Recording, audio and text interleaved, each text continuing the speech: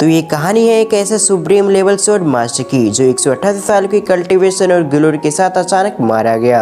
और जब sword master की मौत की खबर बाकी लोगों ने सुनी तो सभी लोगों ने स्वॉर्ड मास्टर के ट्रेजर के लिए लड़ने लगे, खासकर स्वॉर्ड मास्टर की 9 इंपीरियल स्वॉर्ड के लिए। लेकिन सबसे बड़ा झटका सुप्रीम स्वॉर्ड मास्टर को तब मिला जब उसने देखा कि उसके अपने ही लोगों ने उसे धोखा दिया। पर कहानी यहीं पर खत्म नहीं हुई, बल्कि उस सुप्रीम स्वॉर्ड मास्टर की सोल ने एक लूजर सुजुआन की बॉडी में रिंकानेट हुआ। जबकि सुजुआन के बारे में बात की तो ये पहले स्वॉर्ड हाउस का मास्टर था, लेकिन किसी चलते इसने अपनी कल्टीवेशन बिगाड़ ली, जिसके चलते सुजुआन की जिस लड़की से शादी हुई वो लड़की और उसकी फैमिली मेंबर सुजुआन को बिल्कुल भी पसंद नहीं किया करते। उदाहरण के लिए अगर आप किसी लड़की से शादी करके उसकी लड़की के घर जमाई बन जाओ तो कैसे उस लड़की के फैमिली मेंबर और बाकी लोग आपको ताना मारेंगे। कुछ इस तरह सुजुआन की भी कहानी है। अब ये देखना काफी इंटरेस्टिंग होगा कि कैसे हमारा मेन कैरेक्टर लोग की ताने को सुनते हुए अपने पास्ट मेमोरी का इस्तेमाल करते हुए अपनी पावर को कैसे रिकवर करेगा और साथ ही साथ अपने उन दुश्मनों से कैसे बदला लेगा। खासकर ये देखना काफी इंटरेस्टिंग होगा जिन्होंने सुप्रीम स्वॉर्ड मास्टर को धोखा दिया था, उनसे आखिर सुप्रीम स्वॉर्ड मास्टर कैसे अपना रिवेंज लेंगे। सो अब बिना और देरी किए इस ड्रामा की एक्सप्लेनेशन को शुरू करते हैं।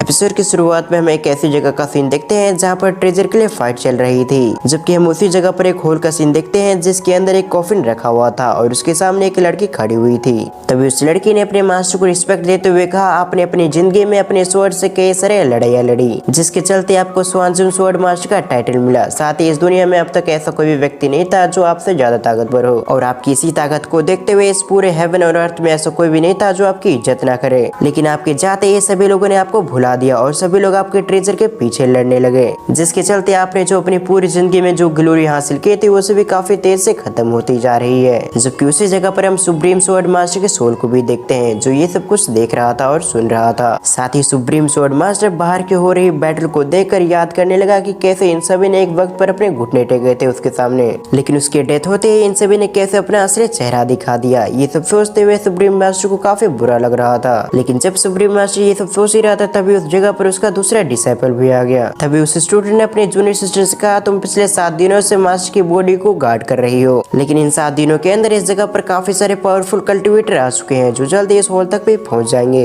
इसलिए तुम जल्दी से इस जगह से निकल जाओ। और जहाँ तक रही मास्टर की डेड बॉडी और 9 इंपीरियल स्वॉर्ड के लिए तो उन दोनों को मैं प्रोटेक्ट कर लूंगा, पर अगर तुम इस जगह पर रहते हो तो तुम्हें भी इस जगह पर काफी चोटें आ जाएगी। जबकि अपने सीनियर की बातों को सुनने के बाद उस जूनियर सिस्टर को समझ में आ चुका था कि उसका सीनियर ब्रदर क्यों आया है, इसलिए गुस्सा होते हुए अपने सीनियर ब्रदर से कहते हो, मुझे अच्छे से मालूम है कि आखिर तुम इस जगह पर क्यों आए हो, इसलिए बकवास करना बंद करो जैसे कि तुम्हें मेरी फिक्र हो रही हो। जबकि दूसरी तरफ अपनी जूनियर सिस्टर की बातों को सुनने के बाद उस सीनियर स्टूडेंट के चेहरे पे भी स्माइल आ गई। इसके अगले पर उसने अपने साथियों से अपने जूनियर सिस्टर पे अटैक करवा दिया। लेकिन भले उसके जूनियर सिस्टर कहने के लिए जूनियर हो, लेकिन इसकी वो काफी पावरफुल थी, क्योंकि कुछ ही अटैक्स के अंदर जूनियर सिस्टर ने उन दोनों को खत्म कर दिया। साथ ही साथ उसने अपने सीनियर को भी पीछे धकेलने पे मजबूर कर दिया, जो देखकर तो सीनियर के साथ आए हुए व्यक्ति सभी लोग सरप्राइज हो गए, क्योंकि उन सभी ने बिल्कुल भी एक्सपेक्ट नहीं किया था कि उनकी जूनियर सिस्टर इतनी पावरफुल होगी। पर तभी सीनियर गुस्सा होते हुए अपने पावरफुल अटैक को रेडी करने लगे, लेकिन उसकी जूनियर सिस्टर बिना उसे मौका दिया उस पर काफी सारे अटैक करने लगी, जिन अटैक्स को सीनियर ब्रदर ने किसी तरह से रोक लिया। लेकिन तभी उसकी जूनियर सिस्टर ने उसी समय उस पर अटैक कर दिया, जो देखते ही सीनियर ब्रदर उससे अपने स्वॉर्ड की मदद से उससे फाइट करने लगा। लेकिन कुछ ही अटैक्स के अंदर वो हार गया, जिसके चलते वो सीनियर सरप्राइज हो गया कि आखिर उसकी जूनियर सिस्टर इतनी पावरफुल कैसे हो चुकी है। लेकिन जैसे उस सीनियर का अपने फाइट से ध्यान भटका, उसी समय का फायदा उठाते हुए जूनियर सिस्टर ने अपनी तलवार को उसके शरीर के आर पर कर दिया,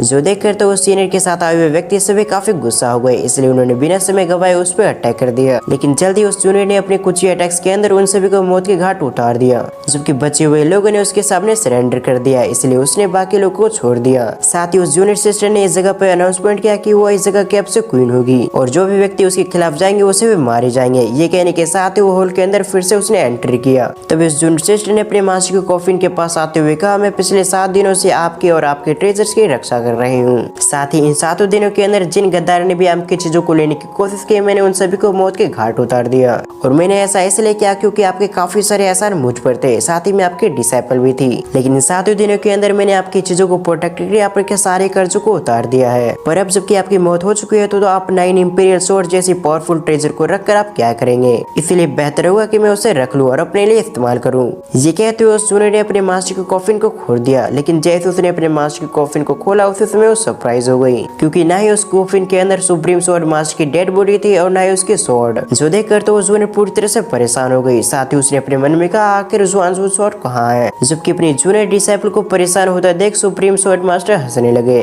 तभी सुप्रीम स्वॉर्ड मास्टर ने हंसते हुए कहा, तुम्हें क्या लगा कि मैं तुम जैसे लोग के हाथ में 9 इंपीरियल स्वॉर्ड को छोड़कर जाऊंगा। साथ ही मुझे ये भी अच्छे से मालूम है तुम लोगों ने बिल्कुल भी उम्मीद नहीं किया होगा जिस इंपीरियल स्वॉर्ड के लिए तुम लोग फाइट कर रहे हो, असल में वो स्वॉर्ड तो इस जगह पर है ही नहीं। पर 9 इंपीरियल स्वॉर्ड की वजह से तुम सभी का असली चेहरा मेरे सामने आ चुका है, इसलिए तुम सभी मेरे वापस आने का इंतजार करो। ये कहते हुए सुप्रीम स्वॉर्ड मास्टर की सोल उस जगह से डिसअपीयर हो गई। साथ ही हमें एक अनजान आवाज के थ्रू बताया जाता है सुप्रीम स्वॉर्ड मास्टर की जाते ही उस कॉन्टिनेंट में काफी कुछ बदलाव हो गया। फिर से इनसे प्रोग्राम हम काफी समय बाद देखते हैं, जहाँ एक डिसाइपल ने अपने फ्रेंड को बताया ये तो सुजुआन है, जो ठीक 1 साल पहले किंग स्वॉर्ड हाउस का मास्टर हुआ करता था, जिसके चलते सुजुआन की रेपुटेशन काफी बढ़ चुकी थी। लेकिन किसी वजह से उसने अपनी कल्टीवेशन खो दी और अभी प्रेजेंट टाइम में सुजुआन वैन फैमिली का सन इन लॉ है। लेकिन मुझे अभी भी इस बात पे विश्वास नहीं हो रहा कि ब्यूटीफुल लेडी विंग चाओ ने इससे लूजर से शादी कैसे कर ली, क्योंकि इन दोनों में देखा जाए तो काफी बड़ा डिफरेंस है। ये सब सुनने के बाद तो सुजुआन काफी गुस्से से उन दोनों की ओर देखने लगा, जिसके चलते वो दोनों डिसाइपल उस जगह से चले गए। और उन दोनों के जाते ही सुजुआन ने अपने मन में कहा, इन दोनों की बातें भले सुनने में काफी कड़वे लगे, लेकिन इन्होंने जो भी कहा वो बिल्कुल सही है। ये सोचते हुए सुजुआन उस दिन को याद करने लगा जब वो अपने अगले लेवल पे जाने वाला था। और जैसे सुजुआन अपने इस लेवल को पार कर लेता तो वो अपने अगले होने वाली स्वॉर्ड टेस्ट में भी पास हो जाता, जिससे सुजुआन किंग स्वॉर्ड हाउस का इनर डिसाइपल बन जाता। और इसके बाद सुजुआन को किंग स्वॉर्ड हाउस का सपोर्ट मिल जाता, जिससे सुजुआन ये पता लगाना चाहता था कि आखिर उसके मदर को किसने मारा, क्योंकि सुजुआन को मालूम था कि किसी अनजान व्यक्ति ने उसके मदर को खत्म कर दिया। और उसी किलर का पता लगाने के लिए सुजुआन पिछले 3 सालों से किंग स्वॉर्ड मानसन के अंदर कल्टीवेशन कर रहा था, ताकि वो अपने इस लेवल को पार करके अगले लेवल पे जा सके। और जैसे सुजुआन अगर अपने इस एग्जाम को पास करके इनर डिसाइपल बन गया तो सुजुआन के पास किंग हाउस का सपोर्ट मिल जाएगा। इसे सोचते हुए सुजुआन अपनी कल्टीवेशन करने लगा, जिस वजह से उसका धर्मा बोर्ड भी उसके पीछे आ चुका था। और जल्दी सुजुआन क्यूआई गैदरे रेलम को भी पार करने वाला था। लेकिन तभी 9 इंपीरियल स्वॉर्ड बीच में आकर उसकी एनर्जी को कंज्यूम करने लगी, जिसके चलते वो सीरियस तरीके से काफी घायल हो गया। साथ ही इसकी वजह से मैंने अपनी पूरी कल्टीवेशन खो दी, ये कहते हुए सुजुआन अपने प्रेजेंट टाइम में आ चुका था। साथ ही सुजुआन हमें बताता है जैसे उसकी कल्टीवेशन ब्रेक हो गई उसी समय उसकी फैमिली ने उसे लात मार के बाहर निकाल दिया और उसे इस सिटी में वैन फैमिली के अंदर भेज दिया। लेकिन कल्टीवेशन डिस्ट्रॉय होने के बावजूद मैंने 1 साल तक कल्टीवेशन करने की कोशिश की, पर जिस भी मैं स्पिरिचुअल एनर्जी को कंज्यूम करने की कोशिश करता उसे 9 इंपीरियल स्वॉर्ड कंज्यूम कर लेती, जिससे 9 इंपीरियल स्वॉर्ड पे लगी हुई सील धीरे धीरे करके ब्रेक हो रही है। और जैसे जैसे 9 इंपीरियल स्वॉर्ड की सील ब्रेक हो रही है उसी तरह से मुझे पास्ट की मेमोरी याद आ रही है। जब सुजुआन ये सब सोच रहा था तभी उसके पीछे एक ब्यूटीफुल वुमेन आ गई, जो सुजुआन की वाइफ की सिस्टर है और उसका नाम लिंग जियू था, जो सुजुआन को देखते काफी खुश हो चुकी थी। जबकि आसपास के डिसाइपल तो लिंग जियू को खुश होता देख काफी सरप्राइज हो चुके थे, क्योंकि इस एकेडमी के अंदर किसी ने भी लिंग जियू को मुस्कुराते हुए नहीं देखा था। लेकिन पहली बार उन्होंने सुजुआन की वजह से लिंग जियू को मुस्कुराते हुए देखा था। और इसी वजह से सभी लोग सरप्राइज हो चुके थे कि लिंग जियू जैसी ब्यूटीफुल वुमेन कैसे लूजर को देखकर स्माइल कर सकती है। जबकि लिंग जियू बाकी लोग को इग्नोर करते हुए सुजुआन के साथ आगे की ओर बढ़ने लगी। साथ ही लिंग जियू ने सुजुआन को बताया कि उसे मालूम है कि उसकी फैमिली में कोई भी सुजुआन को पसंद नहीं करता, और जब देखो तब उसकी वैन फैमिली किसी न किसी तरह से उसे परेशान करते रहते हैं। इसी तरह से वो दोनों आपस में बातें करते हुए आगे की ओर बढ़ने लगे। जबकि इसी बातों के दौरान सुजुआन ने उसे बताया कि लिंग जियू की बहन इस जगह पे आ चुकी है और इसीलिए लिंग जी की मदर ने उसे लाने को कहा है। जबकि दूसरी तरफ लिंग जी ये सुनने के बाद तो सरप्राइज हो गई, क्योंकि उसे भी मालूम था कि उसकी बहन सुजुआन को पसंद नहीं करती, क्योंकि जब उसकी सिस्टर और सुजुआन की आपस में शादी हुई थी तभी उसी फर्स्ट नाइट को उसकी सिस्टर ने अपनी फैमिली को छोड़कर उस जगह से जा चुकी थी और उस दिन के बाद वो आज आई थी। और इस एपिसोड की शुरुआत में सुजुआन और लिंग जियू आपस में बातें करते हुए घर तक पहुंच चुके थे, लेकिन इससे पहले वो दोनों घर के अंदर एंट्री भी कर पाते उससे पहले सुजुआन की मदर इन लॉ ने उसे फटकार लगाना शुरू कर दिया। साथ ही सुजुआन की मदर इन लॉ ने उसे फटकार लगाते हुए उससे कहा, सुजुआन मैंने लिंग जियू को तुम्हें लाने के लिए काफी समय पहले भेजा था, लेकिन आने में तुम्हें इतना समय कैसे लग गया,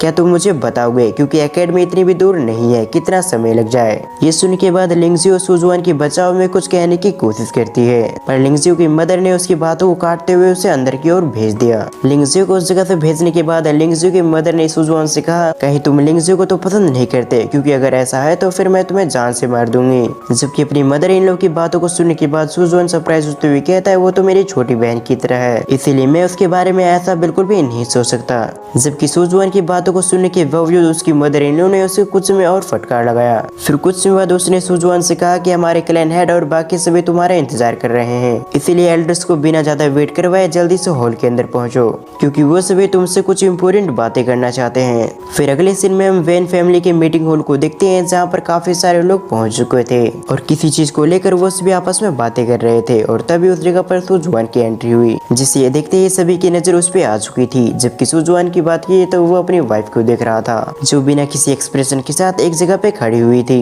जबकि अपनी वाइफ को देखते हुए सुजुआन ने अपने मन में कहा लिंगजुई और ये दोनों एक ही बहन है, लेकिन इसके बावजूद इन दोनों के नेचर में काफी ज्यादा फर्क है। पहले लिंगजुई जो काफी पोलाइट है, जबकि इसकी बात की तो ये काफी कोल्ड है और मेरे हिसाब से मेरी वाइफ को अपनी छोटी सिस्टर के साथ कुछ सीखना चाहिए। ये सब सोचते हुए सुजुआन वेन फैमिली के हेड के सामने आ गया। जबकि सुजुआन को देखते ही वेन फैमिली के हेड ने उसकी वाइफ के बारे में उससे बात करना शुरू कर दिया, जैसे कि लिंगजाओ काफी टैलेंटेड है और उसका टैलेंट काफी एक्स्ट्राऑर्डिनरी है। इसीलिए जब लिंगजाओ किंग स्वॉर्ड मैंसन में रहकर प्रैक्टिस कर रही थी तभी उसकी मुलाकात एक व्यक्ति से हुई जिसने लिंगजाओ के टैलेंट को देखते हुए टियान युआन एकेडमी से बातें की, जिस वजह से लिंगजाओ टियान युआन एकेडमी के एक ऑफिशियल डिसाइपल बन चुकी है। जबकि टियान युआन एकेडमी कितनी पावरफुल है शायद तुम्हें अच्छे से मालूम होगा। जबकि उनकी बातों को सुनने के बाद सुजुआन को अच्छे से समझ में आ चुका था कि आखिर वो क्या कहना चाहते हैं। दरअसल वेन फैमिली के मेंबर ये चाहते थे कि जब लिंगजाओ एक पावरफुल एकेडमी को ज्वाइन कर चुके हैं तो उसकी वजह से उनकी वेन फैमिली की नाम भी काफी ऊपर तक जाएगा। पर अगर लिंगजाओ के लूजर हस्बैंड के बारे में लोग को मालूम चला तो उनकी फैमिली की रेपुटेशन नीचे गिरेगी। इसीलिए वेन फैमिली के मेंबर ये चाहते थे कि सुजुआन इस शादी को तोड़ दे, जिससे लिंगजाओ इस मैरिज से पूरी तरह से फ्री हो जाए।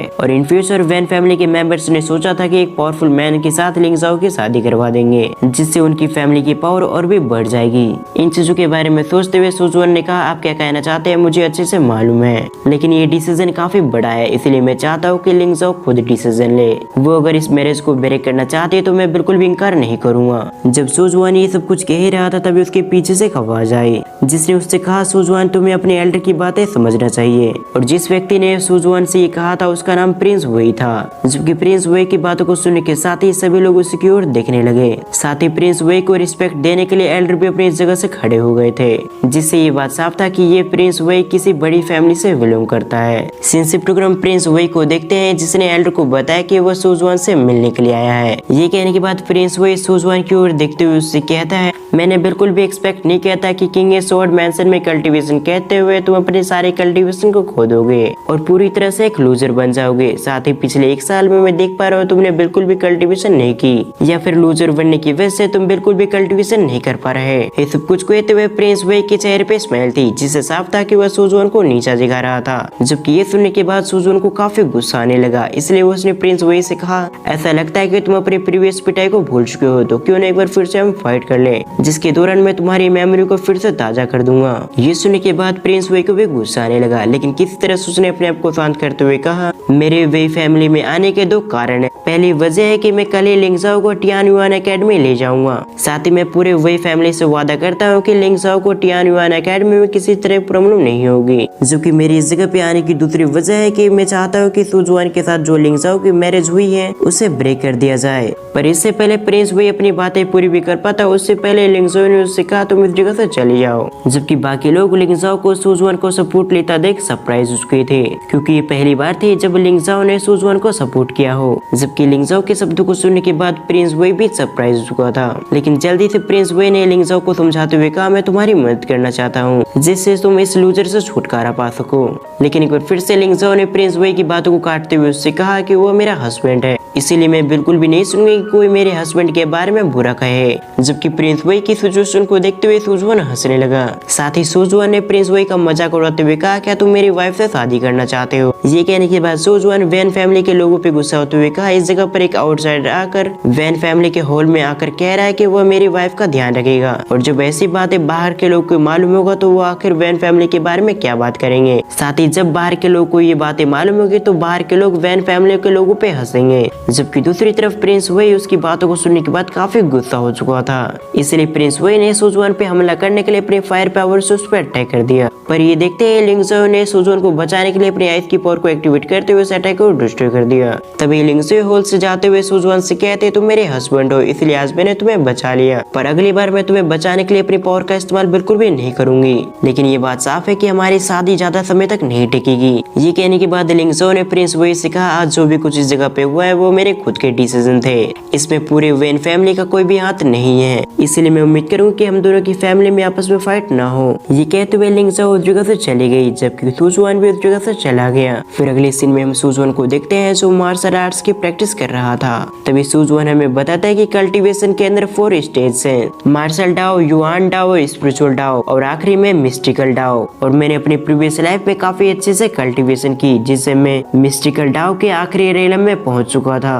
पर मैं अभी फिलहाल के लिए अपनी प्रीवियस लाइफ की कल्टीवेशन से काफी पीछे हूँ। साथ ही अभी तो मुझे फिर से अपनी कल्टीवेशन को स्टार्ट करना होगा, जिसके लिए मुझे सबसे पहले एक पावरफुल फाउंडेशन बनाने की जरूरत है। और साथ ही मैं आपको बता दूं कि इन 4 स्टेज के अंदर भी काफी सारे लेवल हैं, जो आने वाली वीडियो में मैं आपको एक्सप्लेन करता जाऊंगा। फिर कुछ समय इसी तरह से मार्शल आर्ट्स को प्रैक्टिस करने के बाद जुएन ने अपने मन में कहा, मैंने अभी तक केवल 3 ही मार्शल आर्ट्स को प्रैक्टिस किया है, लेकिन इसके बावजूद मैं अभी से पूरी तरह से एग्जॉस्ट महसूस कर पा रहा हूँ। और अगर मुझे अच्छे से प्रैक्टिस करना है तो मुझे एक ऐसी जगह पर ढूंढना होगा जहाँ पर काफी मात्रा में स्पिरिचुअल एनर्जी हो, जिससे मेरी ट्रेनिंग करने की स्पीड और भी बढ़ जाएगी। या फिर स्पिरिचुअल एनर्जी के बिना मुझे किसी ट्रेजर का इस्तेमाल करना पड़ेगा, क्योंकि मुझे किसी भी तरह से अगले 3 महीने के अंदर मार्शल डाओ को ब्रेक थ्रू करना है, ताकि मैं जल्द से जल्द युआन डाओ स्टेज में पहुंच सकूं। लेकिन इस सिटी में स्पिरिचुअल एनर्जी या फिर ट्रेजर को ढूंढना काफी मुश्किल है। ये कहने के साथ ही सुजुआन ने कुछ महसूस किया, इसलिए उसने जल्दी से आवाज देते हुए कहा, मुझे मालूम है तुम इसी जगह पर छुपी हुई हो। जबकि जैसे सुजुआन ने अपनी बातें कंप्लीट की, उसी समय उस जगह पर लिंग सुई आ गई, जो पेड़ के पीछे से उसकी बातों को सुन रही थी, साथ ही उसे मार्शल आर्ट्स की प्रैक्टिस करते हुए देख रही थी। तभी उसने सामने आते हुए सुजुआन से सवाल किया, क्या तुम स्पिरिचुअल एनर्जी की बात कर रहे हो, जहाँ पे काफी मात्रा में स्पिरिचुअल एनर्जी मौजूद हो। ये कहने के साथ ही लिंग सुई ने सुजुआन को बताया कि सिटी के बाहर एक ऐसी जगह मौजूद है, जहाँ पे उसे काफी सारी स्पिरिचुअल एनर्जी मिल जाएगी। जब ये दोनों इसी तरह से बातें कर रहे थे, तभी सुजुआन ने देखा कि उस जगह पर एक गार्ड आ रहा है। इसलिए सुजुआन ने लिंगजाओ को अपने कमरे में जाकर आराम करने को कहा, क्योंकि अभी काफी अंधेरा हो चुका था। इसीलिए अगर किसी गार्ड ने उन दोनों को देखा तो वो कुछ गलत समझेगा, जिससे लिंगजाओ की रेपुटेशन खराब हो सकती थी। सिटी के बाहर काफी मात्रा में स्पिरिचुअल एनर्जी है। अब अगले सीन में सुजुआन लिंगजाओ के बताए हुए एड्रेस पे आ चुका था, जहाँ ते सुजुआन को मालूम है कि इस जगह की स्पिरिचुअल एनर्जी वैसे तो काफी कम है, पर उसकी सिचुएशन को देखते हुए ये स्पिरिचुअल एनर्जी भी उसके लिए काफी था। इसलिए सुजुआन ने बिना देरी के अपने मार्शल आर्ट्स को प्रैक्टिस करने लगा। साथ ही मार्शल आर्ट्स को प्रैक्टिस करते हुए सुजुआन हमें बताता है वो जिस मार्शल आर्ट्स का इस्तेमाल कर रहा है वो उसके प्रीवियस लाइफ के एक फ्रेंड ने दिया था। इसे सोचते हुए सुजुआन भी अपनी मार्शल आर्ट्स को प्रैक्टिस कर ही रहा होता है। उसी समय उसने कुछ महसूस किया, जिसके बाद सुजुआन एक डायरेक्शन की ओर बढ़ गया। फिर अगले सीन में हम कुछ लोगों को देखते हैं जो आगे की ओर बढ़ रहे थे, लेकिन तभी उस जगह पर सुजुआन आ गया, जिसे देखकर वो लड़की सावधान हो गई, क्योंकि उसे लग रहा था कि सुजुआन उसके ग्रैंडफादर को चोट पहुंचाने के लिए आया है। लेकिन तभी उसके ग्रैंडफादर की तबीयत बिगड़ने लगी, जो देखकर वो लड़की काफी डर चुकी थी। जबकि जुएन ने जब उस ओल्ड मैन को देखा तो उसे मालूम हुआ कि इस ओल्ड मैन के अंदर एक पॉइजन है, जिसकी वजह से इस ओल्ड मैन की डेथ अगले 3 दिनों के अंदर हो जाएगी। और ये सभी बातें सुजुआन ने उन्हें भी बता दिया, जिस वजह से तो वो लड़की और भी गुस्सा हो गई। पर इससे पहले वो लड़की कुछ कहते उससे पहले उसके ग्रैंडफादर ने उसे शांत करवाते उससे कहा, इसने जो भी कहा बिल्कुल सही है। तभी जुएन ने अपनी बातों को कंटिन्यू करते हुए कहा, अगर मेरा गेस सही है तो आप लोग जरूर इस जगह पर सेक्सियन ग्रास और यान फ्लावर के लिए आए होंगे। जबकि सुजुआन की बातों को सुनने के बाद उस ओल्ड मैन ने भी सहमति जताई, लेकिन तभी उस ओल्ड मैन की कंडीशन और भी बिगड़ने लगी, जिस वजह से सुजुआन ने उन्हें एक जगह पे बैठा दिया। फिर से सुजुआन ने अपनी बातों को कंटिन्यू करते हुए कहा, अगर उसका गैस सही है तो आपको ग्रास फ्लावर इसलिए चाहिए ताकि आप उन दोनों को एलेक्सर बनाकर कंज्यूम कर सको, जिसके बाद आप फोर्सफुली अपनी कल्टीवेशन को बढ़ाना चाहते हो। लेकिन मेरे हिसाब से ऐसा करने के बावजूद आप पूरी तरह से अपने आप को ठीक नहीं कर पाओगे। जबकि ये सुनने के बाद तो वो लड़की सरप्राइज होते हुए कहती, आखिर तुम्हें कैसे मालूम? और जुएन ये सभी बातें इसलिए जानता था क्योंकि उसके पास प्रीवियस लाइफ की मेमोरी थी। तभी उस लड़की ने कुछ सोचने के बाद जुएन को ग्रीट करते हुए कहा, अगर आपके पास इस पॉइजन से रिलेटेड इतनी जानकारी है तो जरूर आपके पास ग्रैंडपा को ठीक करने का भी कोई तरीका होगा। इसलिए मिस्टर सो मैं आपसे रिक्वेस्ट करती हूँ कि आप मेरे ग्रैंडफादर को ठीक कर दीजिए। ये कहते हुए उस लड़की ने अपने ग्रैंडफादर को ठीक कर देने के लिए सुजुआन से रिक्वेस्ट की। उसकी बातों को सुनने के बाद सुजुआन ने सहमति जताते हुए कहा, मेरे पास कुछ तरीके हैं जिस मेथड को फॉलो करते हुए तुम्हारे ग्रैंडफादर अपने आप को हील कर पाएंगे। ये कहने के बाद सुजुआन उस ओल्ड मैन की ओर देखते हुए कहा, अगर आपको मुझ पे विश्वास है तो मैं उन मेडिसिन का नाम लिख के दे सकता हूँ। जबकि दूसरी तरफ वो ओल्ड मैन सुजुआन से बातें करके समझ चुका था। भले सुजुआन की उम्र काफी कम हो, लेकिन इसके बावजूद सुजुआन को को काफी नॉलेज है। इसलिए उस ओल्ड मैन ने भी सहमति जताते हुए कहा, अगर मैं तुम्हारे दिए गए मेथड्स को फॉलो करते हुए ठीक हो जाता हूँ तो मैं झाओ टियान तुम्हारी मदद को हमेशा याद रखूंगा। तभी सुजुआन ने कहा, मुझे इस मेथड के बदले कुछ लो लेवल के मेडिसिन चाहिए। और सुजुआन को मेडिसिन इसलिए चाहिए थे ताकि उसकी मदद से वो अपने फाउंडेशन को और भी पावरफुल कर सके। जबकि दूसरी तरफ जुआन की बातों को सुनने के बाद वो दोनों ही सरप्राइज हो गए, क्योंकि लो लेवल की मेडिसिन काफी सस्ती थी।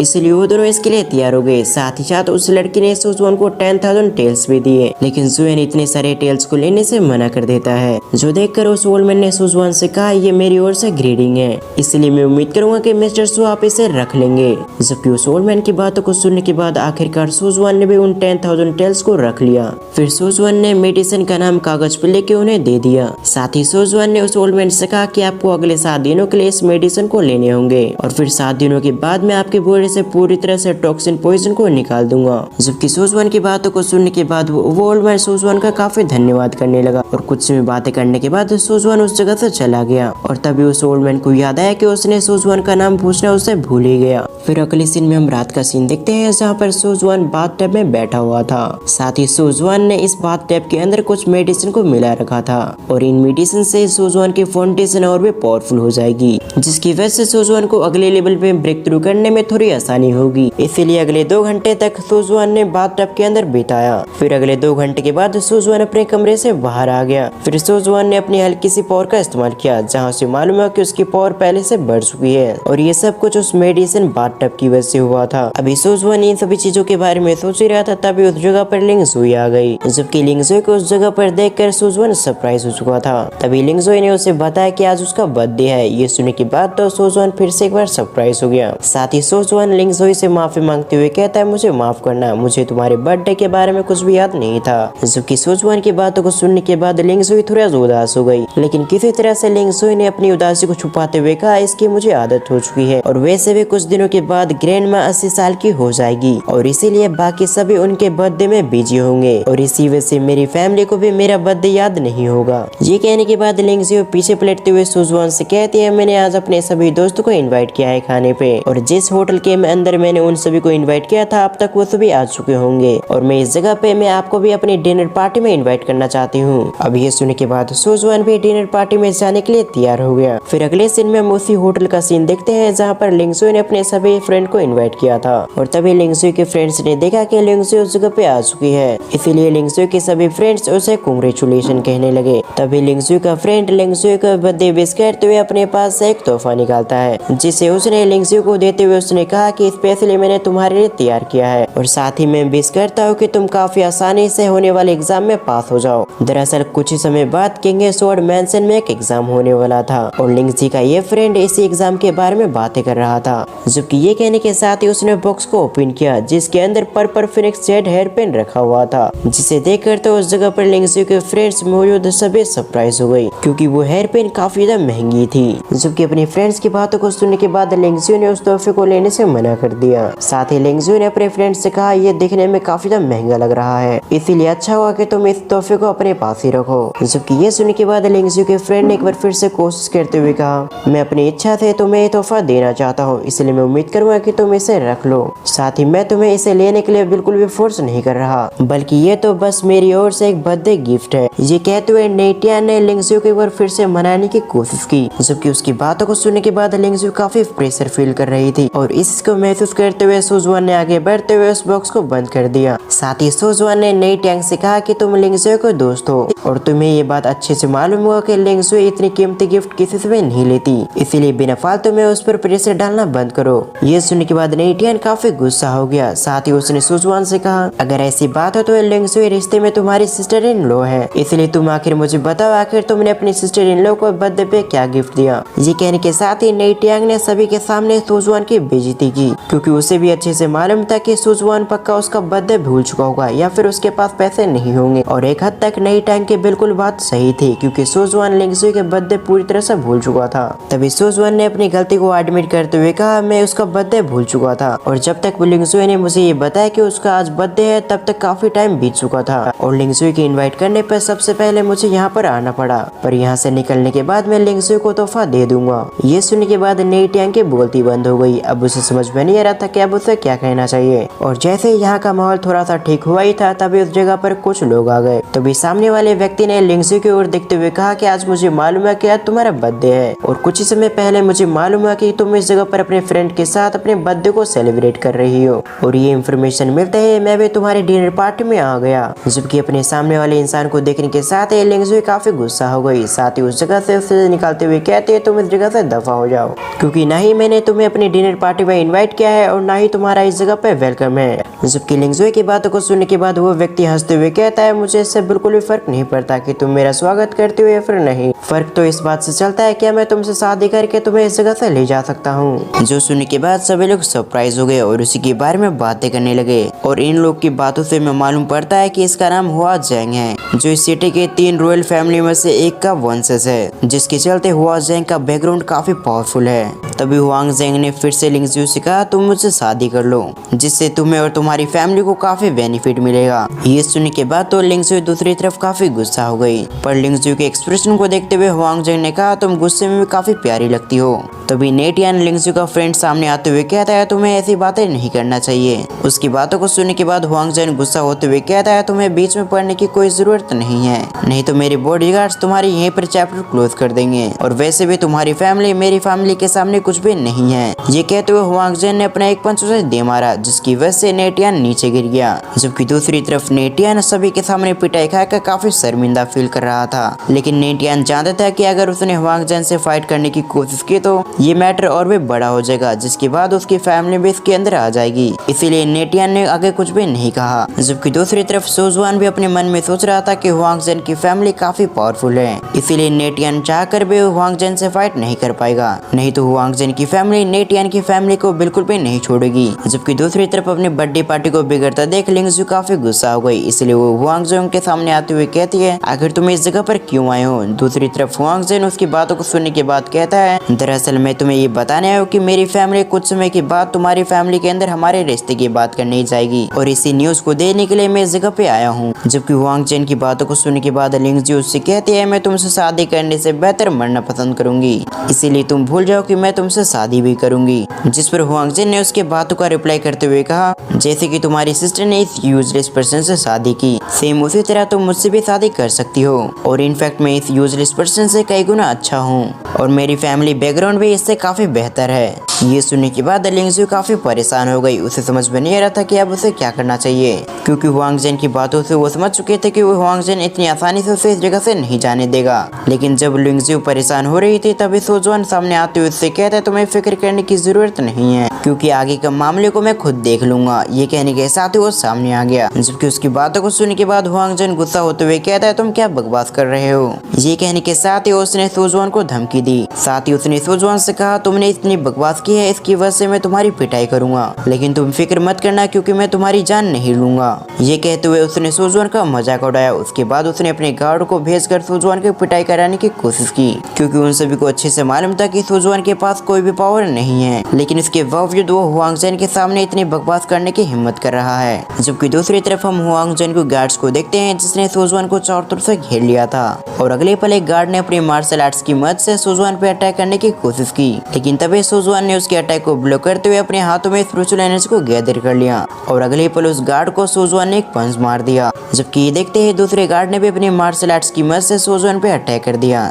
लेकिन उसके अटैक को भी सोजुआन ने काफी इजीली ब्लॉक कर लिया और अगले पल सोजुआन ने उस गार्ड को भी एक किक मारते हुए उसे साइड कर दिया, जो देखकर उन गार्ड का कमांडर भी सोजुआन से लड़ने के लिए सामने आ गया और बिना पलक के झपकाए उस कमांडर ने भी सोजुआन पे अटैक करना चाहा, जिसके मूव्स को देखकर सोजुआन समझ चुका था कि ये थोड़ा सा डिफिकल्ट होगा, क्योंकि ये कमांडर बाकी दोनों गार्ड से थोड़ा सा पावरफुल था। इसलिए सोजुआन ने फैसला किया कि इस कमांडर को हराने के लिए वो अपनी स्पेशल पावर का इस्तेमाल करेगा। और अगर आपने प्रीवियस एपिसोड को चेकआउट कर लिया है तो आपको अच्छे से मालूम होगा कि आखिर सोजुआन इतना पावरफुल कैसे हो गया है। अभी प्रेजेंट में सोजुआन अपना मूव करते हुए अपनी सारी फायर एनर्जी को अपने हाथों पे ले आया और अगले पल सोजुआन ने उस फायर अटैक से उस कमांडर पे अटैक कर दिया और सोजुआन का ये फायर अटैक इतना पावरफुल था कि एक ही अटैक से कमांडर भी ढेर हो गया, जो देखकर तो हुआंग जेन भी सरप्राइज हो चुका था कि आखिर ये इतना पावरफुल कैसे कैसे हो चुका है। साथ ही बाकी लोग भी ये देखकर सरप्राइज हो चुके थे कि सुजवान जिसके पास कल्टीवेशन कुछ भी नहीं था वो अचानक से इतना पावरफुल कैसे हो गया। ये सब सोचते हुए उन्होंने सुजवान की ओर देखा जो धीरे धीरे करके हुआंग जोन की ओर बढ़ रहा था, जो देखकर हुआंग जोन उसे धमकी देने लगा कि मेरी फैमिली काफी अमीर है जो तुम्हारी फैमिली को 1 सेकंड में मिटा देगी, इसीलिए मुझ पर हमला करने से पहले अपनी फैमिली के बारे में अच्छे से सोच लो। लेकिन सुजवान ने उसकी फालतू बातों को नजरअंदाज करते हुए उसे गले से उठा लिया और हुआंग जोन के गले पे तेज से प्रेशर डालने लगा, जिससे हुआंग जोन की कंडीशन बिगड़ने लगी और कुछ ही समय के अंदर उसकी कंडीशन काफी बिगड़ चुकी थी। इसीलिए सुजवान ने उसे नीचे छोड़ दिया। लेकिन अब तक सुजवान ने हुआंग जोन को काफी ज्यादा डरा चुका था। लेकिन इससे पहले सुजवान उसके साथ कुछ भी करता उससे पहले उस जगह पर एक व्यक्ति आ गया जो इस पूरे होटल का ओनर था और इस जगह की लड़ाई की आवाज को सुनकर वो इस जगह पे आ चुका था। और जब उसकी नजर अपने आसपास गई तो वो समझ चुका था कि इस जगह की सिचुएशन बिगड़ चुकी है। तभी उस ओनर की नजर सुजवान पे पड़ी, जिसकी ओर देखते हुए उसने उसे ग्रीट किया। तभी ओनर ने सुजवान से रिक्वेस्ट किया कि वो उसकी यंग मास्टर को छोड़ दे, साथ ही वो अपनी यंग मास्टर के बदले उससे माफी मांगता है। जबकि दूसरी तरफ इस होटल के ओनर को माफी मांगता देख सभी लोग सरप्राइज हो गए, क्योंकि शायद ये ओनर भी काफी पावरफुल होगा या फिर किसी पावरफुल फैमिली से आता होगा। लेकिन फिलहाल हमें इस ओनर के बारे में इतना ही पता चलता है कि इसका नाम यू टियान है, जिसकी स्ट्रेंथ के बारे में ज्यादा लोगों को नहीं मालूम। तभी इस होटल के ओनर ने सुजवान से कहा, मुझे अच्छे से मालूम है कि मैं इस जगह पे आने में थोड़ा सा लेट हो चुका हूँ, इसीलिए चलते इस जगह की सिचुएशन थोड़ी बिगड़ गई है, पर मास्टर सो मैं आपसे रिक्वेस्ट करता हूँ कि फिलहाल आप मेरे यंग मास्टर को जाने दो। ये कहते हुए उसने सुजवान से एक बार फिर से माफी मांगी, साथ ही उसने अपने माथे भी उसके सामने टेक दिए, जो देखकर तो एक बार फिर से सभी लोग दंग रह गए, क्योंकि ऑलमोस्ट सभी को अच्छे से मालूम था कि सुजवान एक यूजलेस पर्सन है, जिसकी आज से 3 साल पहले कल्टीवेशन ब्रेक हो चुकी थी। और तब से सुजवान ने कल्टीवेशन करने की काफी कोशिश की, लेकिन वो फिर से कभी भी कल्टीवेशन नहीं कर पाया। फिर से इसी प्रोग्राम सुजवान को देखते हैं, जो उस ओनर की ओर देखते हुए कहता है, आपको माफी मांगने की जरूरत नहीं है, क्योंकि ये मामला हम दोनों के बीच का था। जबकि सुजवान की बातों को सुनने के बाद उस ओनर ने अपने मन में सोचा, ये सुजवान कोई मामूली व्यक्ति नहीं है, क्योंकि जैसे कि मैंने सुजवान के रूमर्स के बारे में सुना था, उससे वो सुजवान ये सुजवान बिल्कुल डिफरेंट है। और इस ओनर को बिल्कुल भी आइडिया नहीं था कि सुजवान और भी कितना पावरफुल होगा। और तो और उसके साथ ये भी लग रहा था कि सुजवान अपनी असली पावर सभी से छुपा रहा है। जब होटल ओनर ये सब सोच रहा था, तब दूसरी तरफ हम सुजवान को देखते हैं, जो हुआंग जोन से कहता है, आज की फाइट हमारे और तुम्हारी बीच की थी, इसीलिए अगर तुम्हें बदला लेना हो तो मुझसे लेना, पर अगर तुमने मेरी फैमिली को टारगेट करने की कोशिश की तो फिर तुम्हारे लिए बिल्कुल भी अच्छा नहीं होगा। ये धमकी देते हुए सुजवान ने लिंगजियो की ओर देखा, जो देखते हैं लिंगजियो सुजवान के साथ उस जगह से चली गई। जबकि लिंगजियो और सुजवान के बाहर जाते सभी लोग एक एक करके बाहर जाने लगे। जबकि दूसरी तरफ हुआंग जोन को काफी गुस्सा आ रहा था, इसलिए उसने अपने अंकल से शिकायत करते हुए कहा, आखिर आपने उस पर अटैक क्यों नहीं किया, क्योंकि अगर आपने खुद यूजलेस पर्सन पे अटैक किया होता तो वो उसी जगह पे मारा जाता। ये सुनने के बाद यू टियांग ने उसकी मदद करने से उसे मना कर दिया, साथ ही उससे कहा, अगर तुम्हारी इस मैटर में कोई मदद कर सकते हैं तो वो तुम्हारे फादर हैं, इसके अलावा मैं तुम्हारी किसी भी तरह से मदद नहीं कर पाऊंगा। ये सुनने के बाद हुआंग जोन भी समझ चुका था, इसीलिए उसने अपने अंकल को ग्रीट करते हुए उस जगह से चला गया। जबकि उसकी जाते ही ये टियान अपने मन में सोच रहा था, मैं कोई बेवकूफ व्यक्ति नहीं हूँ, मुझे सब कुछ अच्छे से मालूम है आखिर मैं क्या कर रहा हूँ। ये कहने के साथ ही वो सुजवान के बारे में सोचने लगा। फिर से शिफ्ट होकर अब हम अगली सुबह देखते हैं, जहाँ पर सुजवान एक रोड पे चल रहा था, लेकिन तभी उसके सामने एक कमांडर आ गया, जिसने सुजवान को देखते उसे ग्रीट किया। साथ ही उसने सुजवान को बताया कि मेरे मास्टर तुमसे मिलना चाहते हैं। ये सुनने के बाद सुजवान भी तैयार हो गया। फिर अगले सीन में हम सुजवान को देखते हैं, जो उस कमांडर के साथ एक जगह पे आ चुका था। उस जगह पर हुआंग जोन भी मौजूद था और वो अभी सुजवान को काफी गुस्से से देख रहा था। तभी कमांडर ने सुजवान को अंदर जाने का इशारा किया, इसीलिए सुजवान भी उस कमरे के अंदर चला गया और उस जगह पर और कोई नहीं बल्कि हुआंग जोन का फादर पहले से मौजूद था। इस एपिसोड की शुरुआत में सुजवान ने कहा, क्यों ना हम टेबल पे बैठ कर फूड को एंजॉय करते हुए बातें करें। ये कहकर सुजवान टेबल पे बैठ गया, जबकि उसकी हरकतों को देखकर हुआंग जोन को गुस्सा आने लगा, पर उसके फादर ने उसे रोकते हुए सुजवान से कहा, दरअसल मैं तुमसे इसलिए मिलना चाहता था क्योंकि तुमने मेरे बेटे को कल पनिश किया। साथ ही मुझे ये नहीं मालूम कि आखिर तुम दोनों के बीच क्या बातचीत हुई जिसकी वजह से तुमने मेरे बेटे को पीटा। मुझे इस बात से कोई लेना देना नहीं है, लेकिन मैं हुआंग जोन के फादर होने के नाते बिल्कुल भी बर्दाश्त नहीं करूंगा कि तुम्हारी जैसे एक लूजर मेरे बेटे की धुलाई करे। दूसरी तरफ उस हुआंग यून की बातों को सुनने के बाद सुजवान ने कहा, तो फिर आखिर तुम मुझसे क्या चाहते हो? आखिर इस मैटर को खत्म करने के लिए मुझे क्या करना होगा? इस पर हुआंग यून ने कहा, अगर तुम चाहते हो कि हम इस मैटर को आसानी से जाने दे तो फिर तुम्हें अपने घुटनों पर आकर मेरे बेटे से माफी मांगनी होगी। साथ ही तुम्हें इस बात के लिए मेरे बेटे को मानना होगा कि तुमने जिस हाथ से मेरे बेटे की पिटाई की है उस हाथ को मेरा बेटा तोड़ दे, इसके बाद मैं तुम्हें आसानी से जाने दूंगा।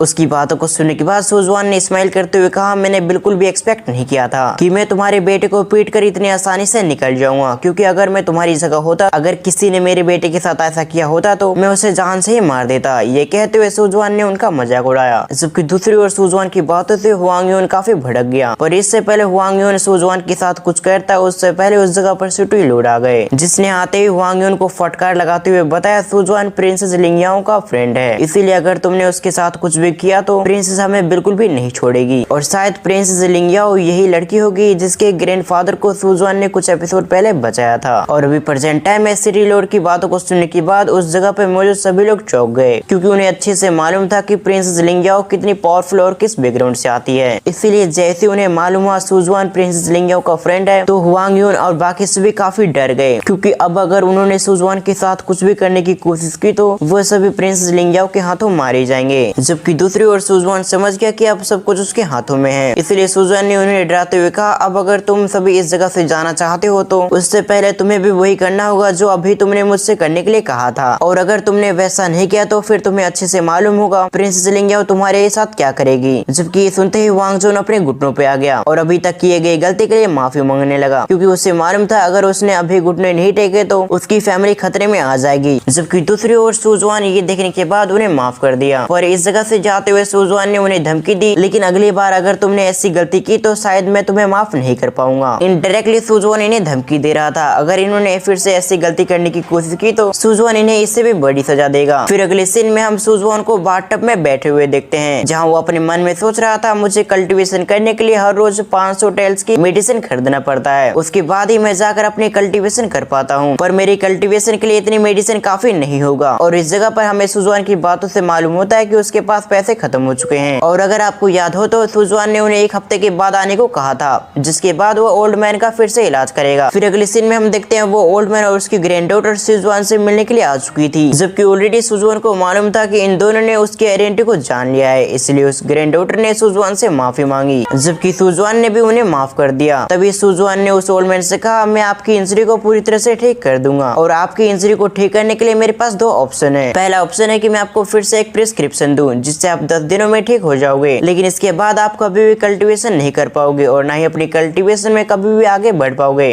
ये सुनते ही उस ओल्ड मैन ने कहा, आखिर दूसरा ऑप्शन क्या है, क्योंकि वो ओल्ड मैन नहीं चाहता था कि उसकी कल्टीवेशन एक ही जगह पे रुक जाए। दूसरी ओर ये सुनने के बाद सुजवान ने कहा, दूसरे ऑप्शन में तुम्हें सबसे पहले मुझे अपने मार्शल आर्ट्स को दिखाना होगा जिसे तुम प्रैक्टिस करते हो, उसके बाद ही मैं जान पाऊंगा आखिर तुम्हारी टेक्निक में कहाँ प्रॉब्लम आ रही है, उसके बाद ही मैं तुम्हें पूरी तरह से ठीक कर पाऊंगा, इसके बाद शायद तुम अपनी कल्टीवेशन कर पाओ। पर उसकी बातों को सुनने के बाद उस ओल्ड मैन की ग्रैंडडॉटर अपने ग्रैंडपा से कुछ समय बातें करने लगी, और इसी दौरान वो अपने ग्रैंडपा से कहती है, अगर हमने ये टेक्निक सुजवान को दिखाया तो काफी बड़ी प्रॉब्लम हो जाएगी, क्योंकि वो टेक्निक हमारे क्लैन में हमेशा से पास आउट होती आई है। पर कुछ समय बातें करने के बाद उस ओल्ड मैन ने डिसीजन लिया कि वो अपनी टेक्निक सुजवान को दिखाएगा, इसलिए उसने सामने आते हुए टेक्निक को परफॉर्म करना शुरू कर दिया। जबकि उसकी टेक्निक को देखने के बाद सुजवान को भी समझ में आ चुका था कि उसकी टेक्निक में किस जगह पे गलती है। तभी सुजवान ने उन दोनों को बताया कि तुम्हारी टेक्निक की फाउंडेशन काफी अच्छी है, जिसके चलते तुम 3rd लेवल पे आ चुके हो, पर अगर तुमने इस टेक्निक को प्रैक्टिस करना जारी रखा तो ये तुम्हारे लिए काफी परेशानी दायक होगा, और शायद तुम्हें इस टेक्निक की वजह से अपनी जान से भी हाथ धोना पड़े, क्योंकि जब तक तुम्हारी पावर कम थी तब तक ये टेक्निक तुम्हें नुकसान नहीं पहुंचा रही, लेकिन जैसे तुम एक हाई लेवल पे पहुंच चुके हो तो ये टेक्निक तुम्हारे लिए जानलेवा बन रही। दूसरी ओर सुजवान की बातों को सुनने के बाद वो दोनों ही शॉक्ड हो गए। तभी उस ओल्ड मैन ने कुछ बातें याद करने के बाद सुजवान की बातों से एग्री करते हुए कहा, तुमने जो भी बताया वो सभी सही है, क्योंकि कुछ समय पहले ही मैं 3 बार मरते मरते बच चुका हूँ। ये कहते हुए उस ओल्ड मैन को समझ में आ गया कि सुजवान एक ग्रैंड मास्टर है, जिसकी आंखें काफी तेज है, साथ ही वो काफी टैलेंटेड भी है, और इसके साथ ही वो अपने मन में सोच रहा था, अगर उसकी मुलाकात सुजवान से ना हुई होती तो वो अभी तक इसी टेक्निक को प्रैक्टिस कर रहा होता, और आखिरी में इसी टेक्निक को प्रैक्टिस करते हुए उसकी मौत हो जाती। ये सोचते उसके रोंगटे खड़े हो गए, इसलिए उसने जल्दी से सुजवान को ग्रीट करते हुए सुजवान से रिक्वेस्ट करते हुए कहा कि वो उसे ठीक कर दे, जिसके लिए सुजवान भी तैयार हो गया। साथ ही सुजवान ने जमीन पे चिन्ह बनाते हुए उन्हें समझाने लगा, और कुछ ही समय के अंदर सुजवान ने उन्हें बता दिया कि आखिर उन्हें अपनी टेक्निक कैसे प्रैक्टिस करनी है, जिससे उनकी जान को खतरा नहीं होगा। साथ ही अब तक उन्होंने जिस टेक्निक को प्रैक्टिस किया है वो टेक्निक आगे उन्हें कोई भी प्रॉब्लम नहीं देगी। ये सब कुछ अच्छे से समझाने के बाद सुजवान उस जगह से जाने लगा। साथ ही उसने बताया कि आज ओल्ड लेडी का बर्थडे है, इसीलिए मुझे उनकी पार्टी में जल्द से जल्द जाना होगा। इस एपिसोड की शुरुआत में वैन फैमिली के अंदर एक बर्थडे पार्टी चल रही थी,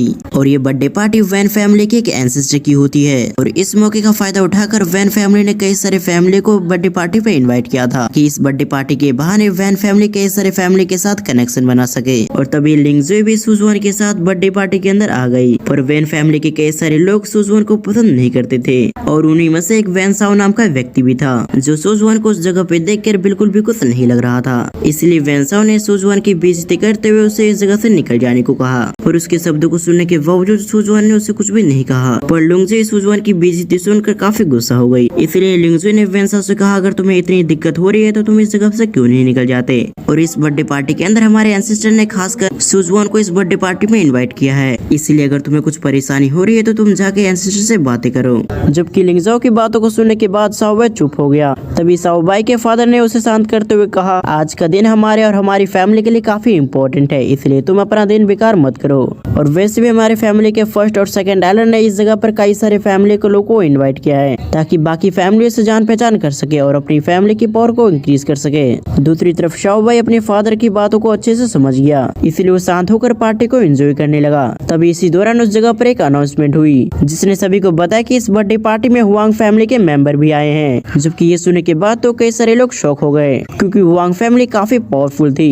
तभी उस बर्थडे पार्टी में हुआंग फैमिली के मेंबर्स ने एंट्री ली और हम देखते हैं ये और कोई नहीं बल्कि हुआंग यूनचोंग और उसका बेटा हुआंग किंग है। तभी हुआंग यूनचोंग ने आगे बढ़ते हुए ग्रेट लेडी को ग्रेट करते हुए कहा, जन्मदिन की आपको बहुत बहुत मुबारक हो। ये कहने के साथ ही हुआंग यूनचोंग ने ग्रेट लेडी से कहा, आज मेरा बेटा भी आपके बर्थडे पार्टी में शामिल होने के लिए आया है। ये कहते हुए हुआंग यूनचोंग आसपास सुजुआन को ढूंढने लगा और कुछ समय ढूंढने के बाद उन्हें सुजुआन का ट्यूगुल भी दिख गया। लेकिन सुजुआन ने हुआंग यूनचोंग को पूरी तरह से इग्नोर करते हुए अपने खाने पे फोकस रखा, जो देखकर सुजुआन की मदर इन लॉ काफी गुस्सा हो गई क्योंकि हुआंग यूनचोंग की फैमिली उनसे भी ज्यादा पावरफुल है। इसीलिए उसे डर था कि सुजुआन की इस हरकत से हुआंग फैमिली गुस्सा न हो जाए। पर सभी चीजों को इग्नोर करते हुए हुआंग यूनचोंग सुजुआन के पास आ गया और सुजुआन को ग्रीट करते हुए उसे मास्टर कहने लगा, जो सुनकर तो सभी लोग सरप्राइज हो चुके थे क्योंकि वैन फैमिली की नजरों में सुजुआन तो अभी भी सबसे बड़ा यूजलेस था जिसके पास कल्टीवेशन के नाम पे कुछ भी नहीं है और ऐसे यूजलेस पर्सन को हुआंग फैमिली का हेड ग्रीट कर रहा है। जब सभी की नजरें सुजुआन को देख रही थी तब दूसरी तरफ सुजुआन अभी भी अपने खाने में फोकस था,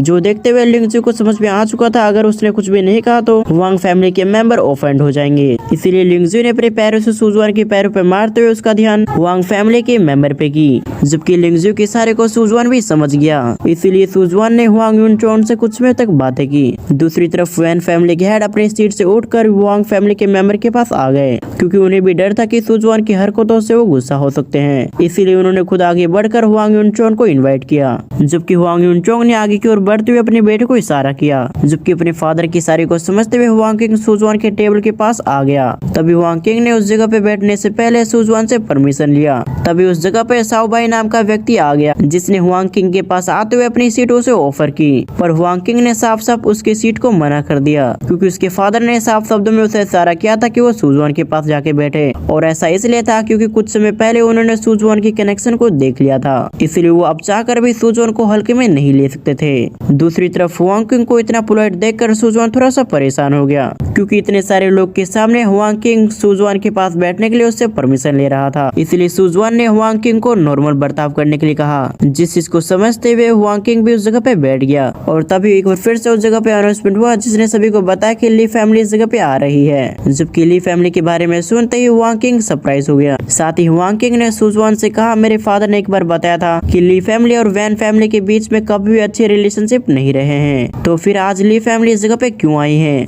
ये कहने के बाद उसने सुजुआन को केयरफुल रहने को कहा क्योंकि उसके हिसाब से ली फैमिली इस जगह पे अच्छे इंटेंशन से बिल्कुल भी नहीं आ रही होगी। मगर इससे पहले हुआंग किंग कुछ और भी कहता, उससे पहले सुजुआन ने उसे शांत करवा दिया। तभी उस जगह पर ली फैमिली के मेंबर्स ने एंट्री ली। तभी ली फैमिली का एक पर्सन आगे बढ़ते हुए सभी से माफी मांगते हुए कहता है, मुझे माफ करना, मैं बिना इनविटेशन कार्ड के आ गया, लेकिन मैं उम्मीद करूंगा मेरे आने से तुम सभी ऑफेंड नहीं होंगे। ये कहते हुए ली फैमिली के उस व्यक्ति ने स्माइल किया। जबकि दूसरी तरफ उसकी बातों को सुनने के बाद वैन फैमिली का हेड अपनी जगह से खड़ा होते हुए उसे ग्रीट करते हुए कहता है, खैर कोई बात नहीं, अब जबकि तुम इस जगह पे आ चुके हो तो तुम भी हमारे लिए गेस्ट हो। ये कहते हुए उसने ली फैमिली के मेंबर को डिनर के लिए इनवाइट किया, पर तभी उस ली फैमिली के मेंबर की बेटी की नजर सुजुआन पे गई। इसलिए उसने अपने फादर से कहा, मैं सुजुआन से बात करके आता हूँ। ये कहने के साथ ही वो सुजुआन के टेबल के पास आ गया और इस व्यक्ति का नाम ली मुयू था। तभी ली मुयू ने सुजुआन से कहा, हमें मिले हुए काफी साल हो गए, लेकिन सुजुआन ने उसे पहचानने से मना कर दिया। साथ ही उसने उससे कहा मैं तुम्हें बिल्कुल भी नहीं जानता। जो सुनने के बाद तो पास ही में बैठा हुआंग किंग हंसने लगा और इसकी वजह से ली मुयू काफी गुस्सा हो गया। साथ ही उसने सुजुआन के पास आते हुए कहा तुम लिंगजो के बराबरी बिल्कुल भी नहीं हो और आज तुम देखना कि मैं तुमसे तुम्हारी लिंगजो को कैसे छीनता हूँ। ये कहते हुए ली मुयू उस जगह से चला गया। जबकि उसकी बातों को सुनने के बाद लिंगजो भी काफी भड़क गई। जो कि पास ही बैठा हुआंग किंग ने उन्हें बताया ली मुयू ने कसम खा रखी है कि वो अपनी इस जिंदगी में मिस लिंगजो से शादी करेगा और इसके अलावा उसकी इस जिंदगी में कोई भी नहीं आएगी। इसलिए ली मुयू सुजुआन से ऐसी बातें कर रहा था। जबकि उसकी बातों को सुनने के बावजूद सुजुआन ने कुछ भी नहीं कहा। इसलिए एक बार फिर से हुआंग किंग ने हिचकिचाते हुए सुजुआन से कहा शायद आपने ली मुयू को छोड़कर गलती की, क्योंकि अगर आपकी जगह में होता तो मैं ली मुयू को एक थप्पड़ जड़ देता, क्योंकि उसने मिस लिंगजाओ के बारे में गलत कहा था। ये सुनने के बाद सुजुआन ने फाइनली कहा क्या तुम मुझे उसके खिलाफ भड़काना चाहते हो? जिस पर हुआंग किंग ने कहा मैं आपको भड़का नहीं रहा, बल्कि मैं चाहता हूँ कि आप उसे पनिश करें, क्योंकि उसने बदतमीजी से आपसे बात की थी। जबकि दूसरी तरफ हम वैन फैमिली के हेड को देखते हैं जो ली टियान की बातों को सुनने के बाद काफी गुस्सा हो चुके थे।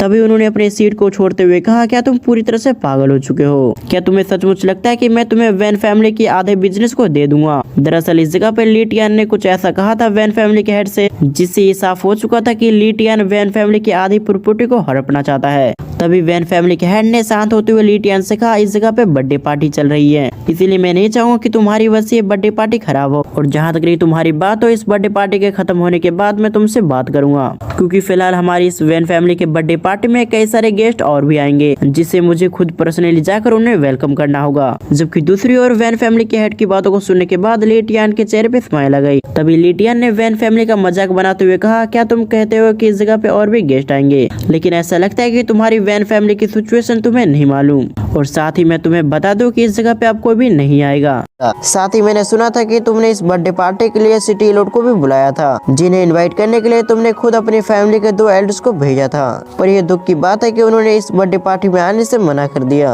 ये कहने के साथ ही ली टियान हान उस जगह पे आए हुए सभी लोग की ओर देखते हुए उन्हें ग्रीट करते हुए कहता है मैं वैन फैमिली के अंदर केवल 2 कामों से आया हूँ, और जैसे मेरे दोनों काम कम्प्लीट होते हैं तो मैं इस जगह से चला जाऊंगा।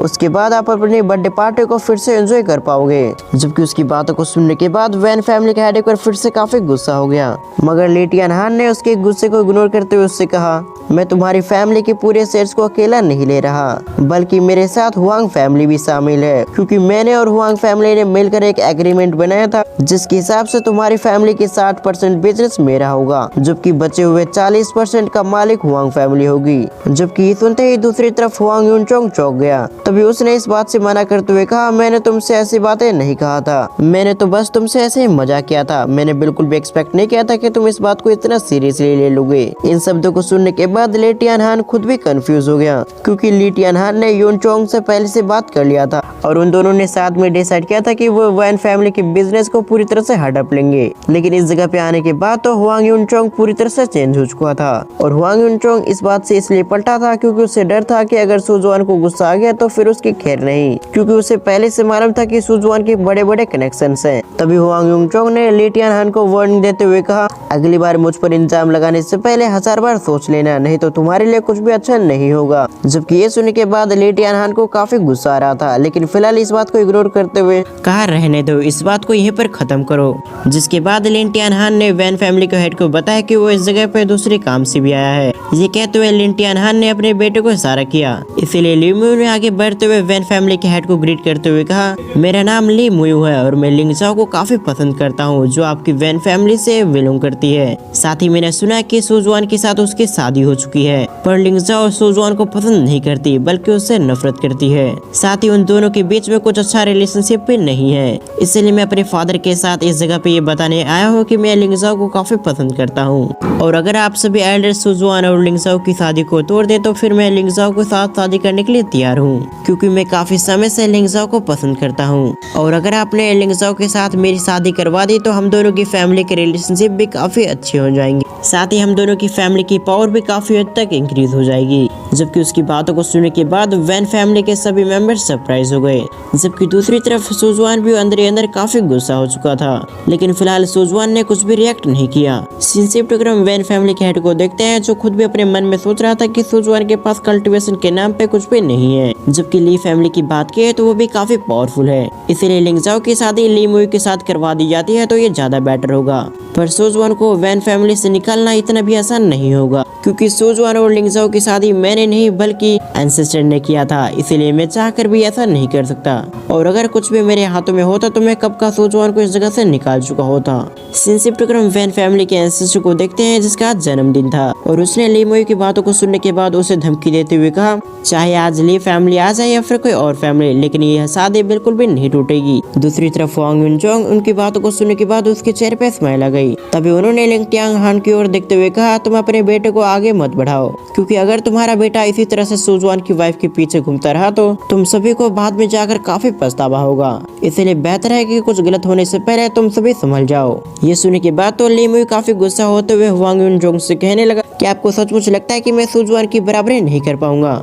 जिस पर वांग युनचोंग ने कहा, तुम ये सब कुछ कहकर अपने आप को ही ह्यूमिलिएट कर रहे हो। पर इससे पहले इन दोनों की बातचीत और आगे बढ़ते उससे पहले उस जगह पे किसी तीसरी की आवाज आई, जिसने वांग युनचोंग की बातों से सहमत होते हुए कहा, इसने बिल्कुल सही कहा है, क्योंकि लिंगजाओ सुजवान को नफरत करती है तो ये उन दोनों का मामला है। उन दोनों के बीच में बाहरी लोग को नहीं बोलना चाहिए। तुम्हारा कोई भी हक नहीं है कि तुम लिंगजाओ और सुजवान के बारे में कुछ कह सको। ये सब कुछ कहते हुए कमांडर ने बर्थडे पार्टी में एंट्री ली और उस कमांडर के पीछे से सिटी लॉर्ड भी आ रहे थे, जिन्हें देखते ही सभी लोग एक बार फिर से सरप्राइज हो गए, क्योंकि कुछ समय पहले लिन टियानहान ने सभी को बताया था कि सिटी लॉर्ड इस जगह पे नहीं आ रहे। जबकि सीन शिफ्ट प्रोग्राम वैन फैमिली के हेड को देखते हैं, जो ली फैमिली को डरते देख काफी खुश हो चुका था, क्योंकि कुछ समय पहले ये लोग काफी उन्हें डरा रहे थे, साथ ही उन पर प्रेशर डाल रहे थे ताकि वो अपने वैन फैमिली के बिजनेस को ली फैमिली को सौंप दे।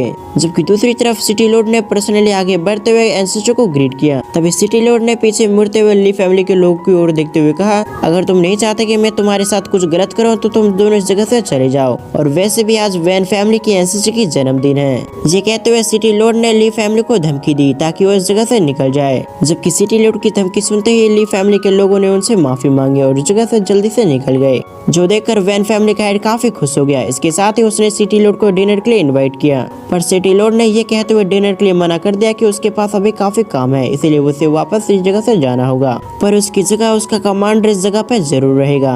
ये कहने के बाद उन्होंने सुजवान की मदर इन लॉ और फादर इन लॉ की ओर देखते हुए उन्हें एक गिफ्ट देते हुए कहा, ये गिफ्ट मैं चाहता हूँ कि आप सुजवान और लिंगजाओ को दो। ये कहने के बाद सिटी लॉर्ड ने उन्हें ये भी बताया कि इस गिफ्ट को किसी और ने उसे दिया था। साथ ही उस व्यक्ति ने सिटी लॉर्ड से कहा था कि इस गिफ्ट को लिंगजाओ और सुजवान के अलावा कोई भी न खोले। जबकि सिटी लॉर्ड की बातों को सुनने के बाद सुजवान की मदर इन लॉ ने सहमति जताते हुए कहा, जैसे आपने कहा हम आपकी बातों को जरूर मानेंगे। जबकि ये कहने के बाद सिटी लॉर्ड ने उस जगह से जाते हुए सुजवान को ग्रीट किया, जो देखकर सुजवान की मदर इन लॉ सरप्राइज थी, क्योंकि उन सभी को अच्छे से मालूम था कि सुजवान एक लूजर है, लेकिन इसके बावजूद काफी बड़े बड़े लोग उसे ग्रीट कर रहे हैं, जो बातें किसी को भी समझ में नहीं आई। सीन शिफ्ट होकर हम वैन फैमिली के एंसेस्टर को देखते हैं, जिन्होंने जल्दी से एक सर्वेंट को बुलाते हुए उससे कहा, जाकर सुजवान को बताओ कि आज रात में उससे कुछ जरूरी इंपॉर्टेंट बात करना चाहती हूँ, इसलिए आज रात आकर मुझसे मिले। सीन शिफ्ट होकर अब हम रात को सुजवान को देखते हैं, जहाँ वो एंसेस्टर से मिलने के लिए आ चुका था। तभी एंसेस्टर ने सुजवान को इशारा करते हुए बैठने को कहा, इसलिए सुजवान ने भी उस जगह पे बैठते हुए एंसेस्टर से सवाल किया, आखिर मुझे इस जगह पे क्यों बुलाया गया है। जिस पर एंसेस्टर ने कहा, आज सुबह से मुझे काफी सारे सरप्राइजेस मिले। ये कहते हुए एंसेस्टर के बोलने का तरीका थोड़ा सा चेंज हो गया। तभी एंसेस्टर ने गुस्सा होते हुए सुजवान से कहा, थर्ड यंग मास्टर तुम मत बोलो कि आज मेरी बर्थडे पार्टी में क्या क्या हुआ था। और इस जगह पे हमें जानने को मिला कि सुजवान और कोई नहीं बल्कि सु फैमिली का थर्ड यंग मास्टर है। और अगर आप इस सीरीज को स्टार्टिंग से देखते आ रहे हो तो आपको मालूम होगा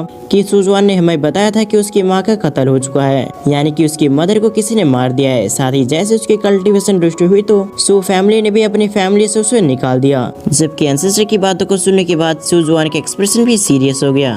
तभी एंसेस्टर ने अपनी बातों को कंटिन्यू करते हुए कहा, बाकी सभी को लग रहा था कि आज जितने भी पावरफुल व्यक्ति मेरे बर्थडे पार्टी में आए हो वो सभी लिंगजाओ की वजह से आए थे, पर हकीकत में सिटी लॉर्ड और बाकी के पावरफुल लोग लिंगजाओ की वजह से नहीं बल्कि तुम्हारी वजह से आए थे। ये कहने के बाद एंसेस्टर ने सुजवान को आगे बताया, लगता है तुम पूरी तरह से भूल चुके हो जब 1 साल पहले लिंगजाओ के साथ तुमने शादी करके वैन फैमिली में एंट्री किया था, तभी तुम्हारे फादर ने मुझसे कहा था कि मैं तुम्हें बता दूं कि अब आगे से तुम सू फैमिली के सरनेम को इस्तेमाल नहीं कर सकते, और अगर तुमने सू फैमिली के नाम का इस्तेमाल करने की कोशिश किया तो तुम्हें मार दिया जाएगा, क्योंकि थर्ड यंग मास्टर तुम्हें सू फैमिली ने पूरी तरह से बाहर कर दिया है। और अगर किसी व्यक्ति को सू फैमिली से निकाल दिया जाता है तो वो वापस से सू फैमिली के सरनेम का इस्तेमाल नहीं कर सकता।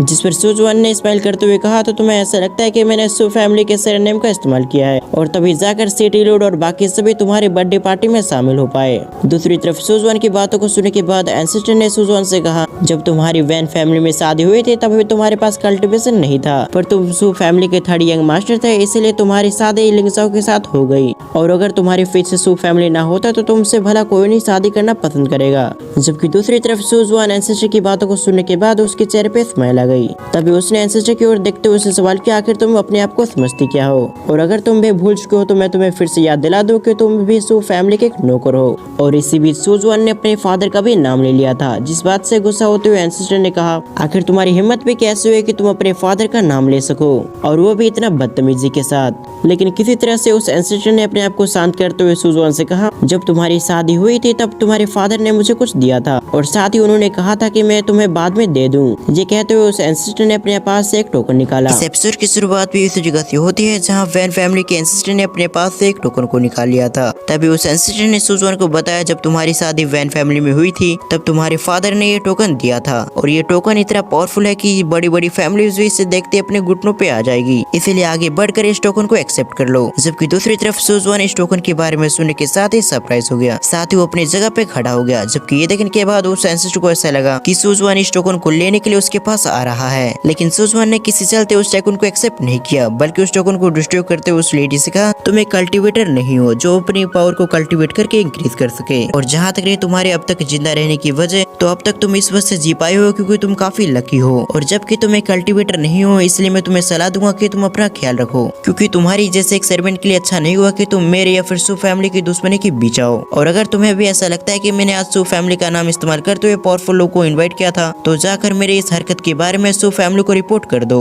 ये कहते हुए सुजवान ने पीछे की ओर मुड़ते हुए कहा, पर अगर तुम या फिर तुम्हारी वैन फैमिली मेरे और मेरे सू फैमिली के बीच में आती है तो इसका अंजाम बिल्कुल भी अच्छा नहीं होगा। जबकि सुजवान की धमकी को सुनने के बाद वैन फैमिली की एंसेस्टर काफी गुस्सा हो गई, पर फिर भी उसने सुजवान से कुछ भी नहीं कहा। फिर से शिफ्ट क्रम सुजवान को देखते हैं जो कमरे से निकलने के बाद अपने मन में अपने मदर के बारे में सोच रहा था। साथ ही सुजवान ने अपने मन ही मन में कहा, मुझे उस किलर तक पहुंचना होगा जिसने इस लाइफ की मेरी मदर को मारा है, और जल्द ही वो समय आएगा जब मुझे कैपिटल यू की ओर रवाना होना होगा, क्योंकि मेरे गेस के हिसाब से मेरे मदर को मारने वाला व्यक्ति और कोई नहीं बल्कि वो मेरे इस लाइफ के सो कॉल्ड फादर सो होंगली ही है। ये सब सोचते हुए सुजवान अपने मन ही मन में कुछ और भी सोचने लगा, और कुछ समय सोचने के बाद सुजवान ने आगे बढ़ने का फैसला किया। तभी सुजवान की नजर लिंगजुई पे पड़ी जो एक जगह पे बैठी हुई थी, इसलिए सुजवान ने उसकी ओर बढ़ते हुए सवाल किया, आखिर तुम इतनी रात को इस जगह पर क्या कर रही हो, क्योंकि जहाँ तक मुझे मालूम है तुम अब तक सो जाती थी। जबकि सुजवान को देखते ही लिंगजुई की चेहरे पे स्माइल आ गई। तभी लिंगजुई खड़ी होते हुए सुजवान से कहती है, मुझे तुमसे बात करना था। दरअसल आज से 7 दिन पहले मैं और मेरे फादर सिस्टर को टियानवन एकेडमी छोड़ने के लिए गए थे, और मेरी सिस्टर की हस्बैंड होने के नाते मैं आपको ये बात बताना चाहती थी, लेकिन मेरी मदर और बाकी सभी ने मुझे फोर्स किया कि मैं आपको ये बात न बताऊं। साथ ही मुझे ये भी मालूम है कि वही जंग ने आपसे काफी कुछ बदतमीजी की, और उसकी ओर से मैं आपसे माफी मांगती हूँ, लेकिन आप उसकी बातों को दिल पे मत लेना। और जहाँ तक रही मेरी सिस्टर की बात, तो वो कभी भी ऐसा चीज नहीं करेगी जिससे आपको चोट पहुँचे, क्योंकि मैं अपनी सिस्टर को काफी अच्छे से जानती हूँ। हालांकि मेरी सिस्टर काफी कोल्ड हार्टेड है और वो अपने इमोशंस को बाहर ना दिखाती हो, पर मेरी सिस्टर कभी भी गलत कदम नहीं उठाएगी।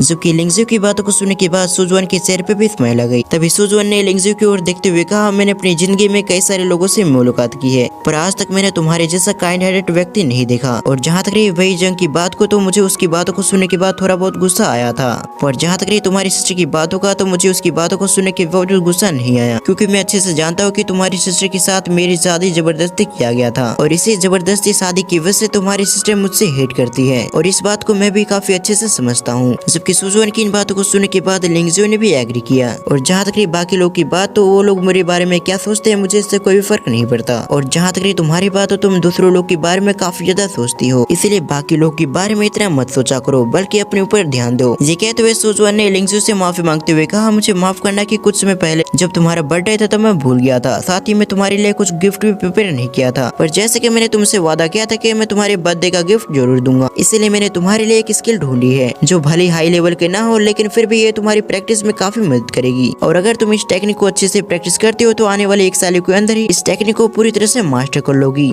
जबकि दूसरी तरफ ये सुनने के बाद लिंगजुई काफी खुश हो गई, साथ ही उसने अपने गिफ्ट को भी एक्सेप्ट कर लिया। साथ ही उस टेक्निक को लेते हुए लिंगजुई ने सुजुआन से कहा, मैं आपके दिए गए इस टेक्निक को काफी अच्छे से प्रैक्टिस करूंगी, साथ ही मैं अपनी पूरी कोशिश करूंगा कि मैं आपको डिसअपॉइंट ना करूं। जिस पर सुजुआन ने कहा, ठीक है, लेकिन मैं तुम्हें बता दूं, तुम जैसे इस टेक्निक को प्रैक्टिस कर लेती हो तो तुम इस टेक्निक को पूरी तरह से जला देना, ताकि ये टेक्निक दूसरे के हाथों में ना लग सके। और इसी तरह से कुछ समय बात करने के बाद लिंगजुई अपनी कमरे की ओर बढ़ गई, साथ ही सुजुआन भी आराम करने के लिए अपने कमरे की ओर बढ़ गया। लेकिन इससे पहले सुजुआन आराम करने के लिए अपने बेड तक पहुंच पाता, उससे पहले किसी ने बाहर से आवाज दी, जिसने सुजुआन को बाहर आने को कहा। जो सुनकर सुजुआन भी अपने घर के दरवाजे को खोलकर बाहर की ओर देखने लगा, जहां सुजुआन को जानने को मिला कि ये पर्सन और कोई नहीं बल्कि उसकी मदर इन लॉ है। तभी सुजुआन की मदर इन लॉ ने सुजुआन से कहा कि सिटी लॉर्ड और हुआंग फैमिली के लीडर ने तुम्हारे और तुम्हारी वाइफ के लिए कुछ गिफ्ट भेजा है, इसलिए उन तोहफों में से एक तोहफा मैं तुम्हें देने के लिए आई हूँ। जबकि ये सुनने के बाद सुजुआन ने अपनी मन में कहा है, क्या है कोइंसिडेंस है, क्योंकि ये कल्टीवेशन के लिए एक अच्छी मेडिसिन होने के साथ साथ काफी अच्छा कोर भी है। ये सब सोचने के बाद सुजुआन ने अपनी मदर इन लॉ से कहा, मैं चाहता हूँ कि मेरे तोहफे लेने से पहले सबसे पहले आप लिंगसो के लिए तोहफा निकाल लें और फिर आपको जो अच्छा लगे मुझे वो तोहफा दे देना। जबकि ये सुनने के बाद सुजुआन की मदर इन लॉ ने स्माइल करते हुए कहा, तुम काफी काइंड हो, साथ ही मैंने तुम्हें वैन फैमिली में फ्री में नहीं रखा था,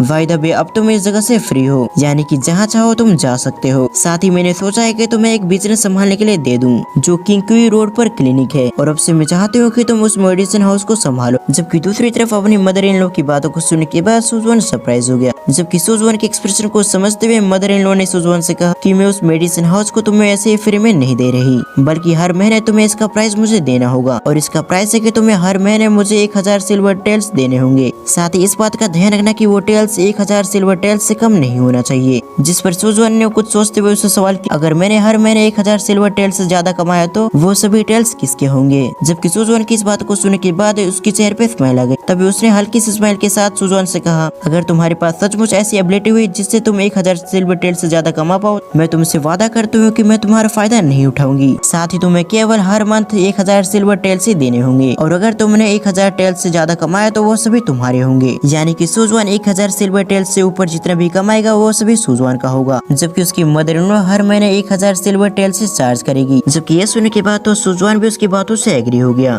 फिर सीन शिफ्ट होकर हम अगली सुबह एक जगह पे हुआंग किंग को देखते हैं, जो किसी का इंतजार कर रहा था। साथ ही हुआंग किंग अपने फादर के कहे गए शब्दों को भी याद कर रहा था, जहाँ उसके फादर ने उससे कहा था कि तुम्हें सुजुआन के साथ रहकर उसकी मदद करनी होगी, और सुजुआन के साथ रहकर तुम्हारे स्टेटस और स्किल काफी ज्यादा इम्प्रूव हो जाएगा, जिसके बाद वो चाहे तो इस छोटे स्मॉल टाउन को भी छोड़ पाएगा। जिसके लिए हुआंग किंग को अपनी पूरी कोशिश करना होगा कि वो सुजुआन की मदद कर पाए। और अभी प्रेजेंट में हुआंग किंग इन सभी चीजों को याद कर रहा था, लेकिन हुआंग किंग को समझ में नहीं आ रहा था कि वो सुजुआन की मदद कैसे कर पाएगा। ये सब सोचते हुए हुआंग किंग अभी परेशान हो ही रहा था, तभी उस जगह पर सुजुआन ने एंट्री ली। जबकि सुजुआन को देखते हुए हुआंग किंग ने उससे कहा है, क्या इत्तेफाक है कि हम दोनों इस जगह पर मिल गए। साथ ही हुआंग किंग इधर उधर की बातें करने लगा, जो चीज देखकर सुजुआन समझ गया कि हुआंग किंग ने अपने कुछ स्पाई को उसके पीछे लगा रखा है, जिसके चलते सुजुआन काफी गुस्सा हो गया। फिर सीन से प्रोग्राम एक मेडिसिन हॉल के बाहर का सीन देखते हैं, जहाँ पर एक व्यक्ति सभी को भगा रहा था। साथ ही वो व्यक्ति सभी को बता रहा था कि आज के लिए मेडिसिन हॉल बंद हो चुका है, इसलिए अब जिसे भी इलाज कराना है वो कल आएगा। पर इससे पहले वो व्यक्ति ये कहते हुए मेडिसिन हॉल को बंद कर पाता, उससे पहले उस जगह पर सुजुआन ने एंट्री ली। साथ ही सुजुआन ने उस व्यक्ति से कहा कि अभी मेडिसिन हॉल बंद करने का समय नहीं हुआ है, इसलिए तुम इतनी जल्दी इस मेडिसिन हॉल को बंद नहीं कर सकते। जो सुनकर तो वो व्यक्ति सुजुआन की ओर बढ़ते हुए कहा, आखिर तुम कौन हो? जिसका जवाब देते हुए सुजुआन ने बताया, मैं तुम्हारा न्यू मैनेजर हूँ। और पर इससे पहले सुजुआन उससे कुछ भी कहता, उससे पहले हुआंगजोंग ने उस पर लात जड़ दिया। साथ ही हुआंगजोंग ने उस व्यक्ति को धमकी देते हुए कहा कि वो सुजुआन से तमीज से बात करे, लेकिन उस व्यक्ति ने एक बार फिर से सुजुआन को धमकी देने की कोशिश की, जिस पर हुआंगजोंग तो काफी गुस्सा हो गया। साथ ही उसने अपनी पावर को एक्टिवेट करते हुए उस पर अटैक करने के लिए तैयार हो गया,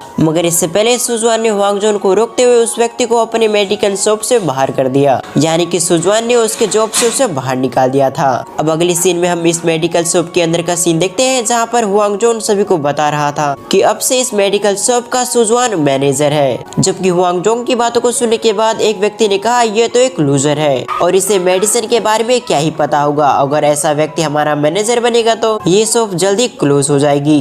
जबकि दूसरी तरफ इनकी बातों को सुनने के बाद सुजुआन ने इनसे कहा, अगर तुम्हें मेरे मैनेजर बनने से कोई दिक्कत है तो तुम सभी इस जगह से जा सकते हो। ये कहते हुए सुजुआन अपनी नजरों को आसपास दौड़ाने लगा, लेकिन उस जगह पे उनके अलावा कोई भी मौजूद नहीं था, जिससे शौक होते हुए सुजुआन ने कहा, आखिर बाकी सभी डॉक्टर्स कहाँ गए? ये सुनने के बाद पुराने मैनेजर ने कहा, आज किसी काम से कोई भी डॉक्टर इस जगह पे नहीं आ पाए और ये बस सिर्फ एक कोइंसिडेंस है। और जबकि आज कोई भी डॉक्टर नहीं आए तो क्यों ना बेहतर हुआ कि हम आज के लिए दुकान बंद कर दें। जबकि उस पुराने मैनेजर की बातों को सुनने के बाद सुजुआन ने कहा ऐसा करने की कोई जरूरत नहीं है, और जहाँ तक रही मरीजों की बात तो मैं उन्हें खुद चेक करूंगा। ये कहने के बाद सुजुआन और बाकी सभी मरीज का इंतजार करने लगे और कुछ ही समय के अंदर धीरे धीरे करके उस जगह पे मरीज भी आने लगे।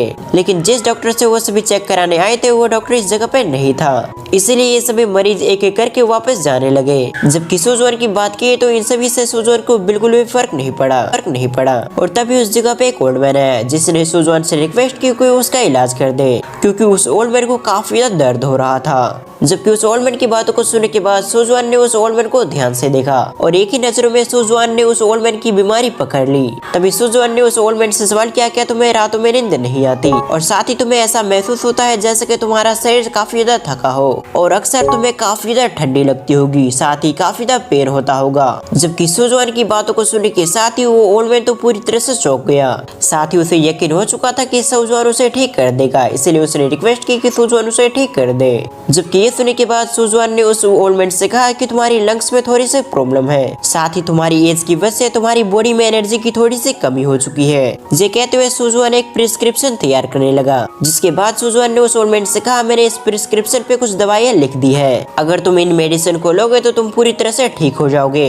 जबकि सुजुआन की लिखी गई मेडिसिन को देखकर तो पुराना मैनेजर शॉक हो गया, क्योंकि उसे कोई आइडिया नहीं था कि सुजुआन को मेडिसिन के बारे में इतनी अच्छी नॉलेज होगी, क्योंकि सुजुआन ने जिन मेडिसिन को जिक्र किया था वो काफी अच्छा था और इन मेडिसिन को लेकर ये ओल्ड मैन भी जल्दी ठीक हो सकता था। तभी उस पुराने मैनेजर ने अपनी बिहेवियर के लिए सुजुआन से माफी मांगी, क्योंकि उसे साफ पता चल चुका था कि सुजुआन को मेडिसिन के बारे में काफी कुछ नॉलेज है। ये सुनने के बाद सुजुआन ने भी उसे माफ कर दिया और इसके साथ ही उन्होंने अपने काम को कंटिन्यू रखा। फिर सीन शिफ्ट होकर अब हम शाम का सीन देखते हैं, जहाँ पर सुजुआन एक हवेली के अंदर आ चुका था और ये वही जगह थी जहाँ आपसे सुजुआन रहेगा, लेकिन वो जगह दिखने से काफी ज्यादा अजीब लग रहा था। साथ ही सुजुआन ने भी महसूस किया कि इस जगह पे कुछ गड़बड़ है। तभी सुजुआन ने हुआंगजून को बताया कि मैंने कुछ लोगों से सुना था कि इस जगह पे गोश्त रहते हैं। जबकि सुजुआन की बातों को सुनने के साथ ही हुआंगजोंग काफी ज्यादा डर गया, इसलिए उसने सुजुआन से कहा कि वो इस जगह पे नहीं रुकेगा। जबकि ये सुनने के बाद सुजुआन ने भी हुआंगजोन को जाने की परमिशन दे दिया और इसके बाद ही सुजुआन की नजर एक कुएं पे पड़ी, जिसके अंदर से सुजुआन को कुछ अजीब सा महसूस हो रहा था। लेकिन तभी सुजुआन ने पीछे पलट के देखा, जहाँ पर हुआंगजोन काफी ज्यादा डर कर एक दरवाजे के पीछे जाकर छुप चुका था, जो देखकर सुजुआन को उस पे हंसी आने लगी। तभी सुजुआन ने उस कुएं की ओर देखते हुए हुआंगजोन से कहा, मेरे पास तुम्हारे लिए एक काम है। दरअसल तुम्हें ये पता लगाना है कि इस हुआंगलिंग सिटी में सबसे अच्छे से वेपन रिफाइन कौन करता है। जबकि ये सुनते ही हुआंगजोन काफी खुश हो गया, क्योंकि इस सिटी में ज्यादातर वेपन रिफाइन करने के शौक है उसी की फैमिली की है, इसीलिए एक अच्छे वेपन रिफाइनर को ढूंढना उसके लिए ज्यादा मुश्किल नहीं था। जिसके चलते हुआंगजोन सुजुआन के काम को करने के लिए तैयार हो गया और इसी के साथ हुआंगजोन उस जगह से चला गया।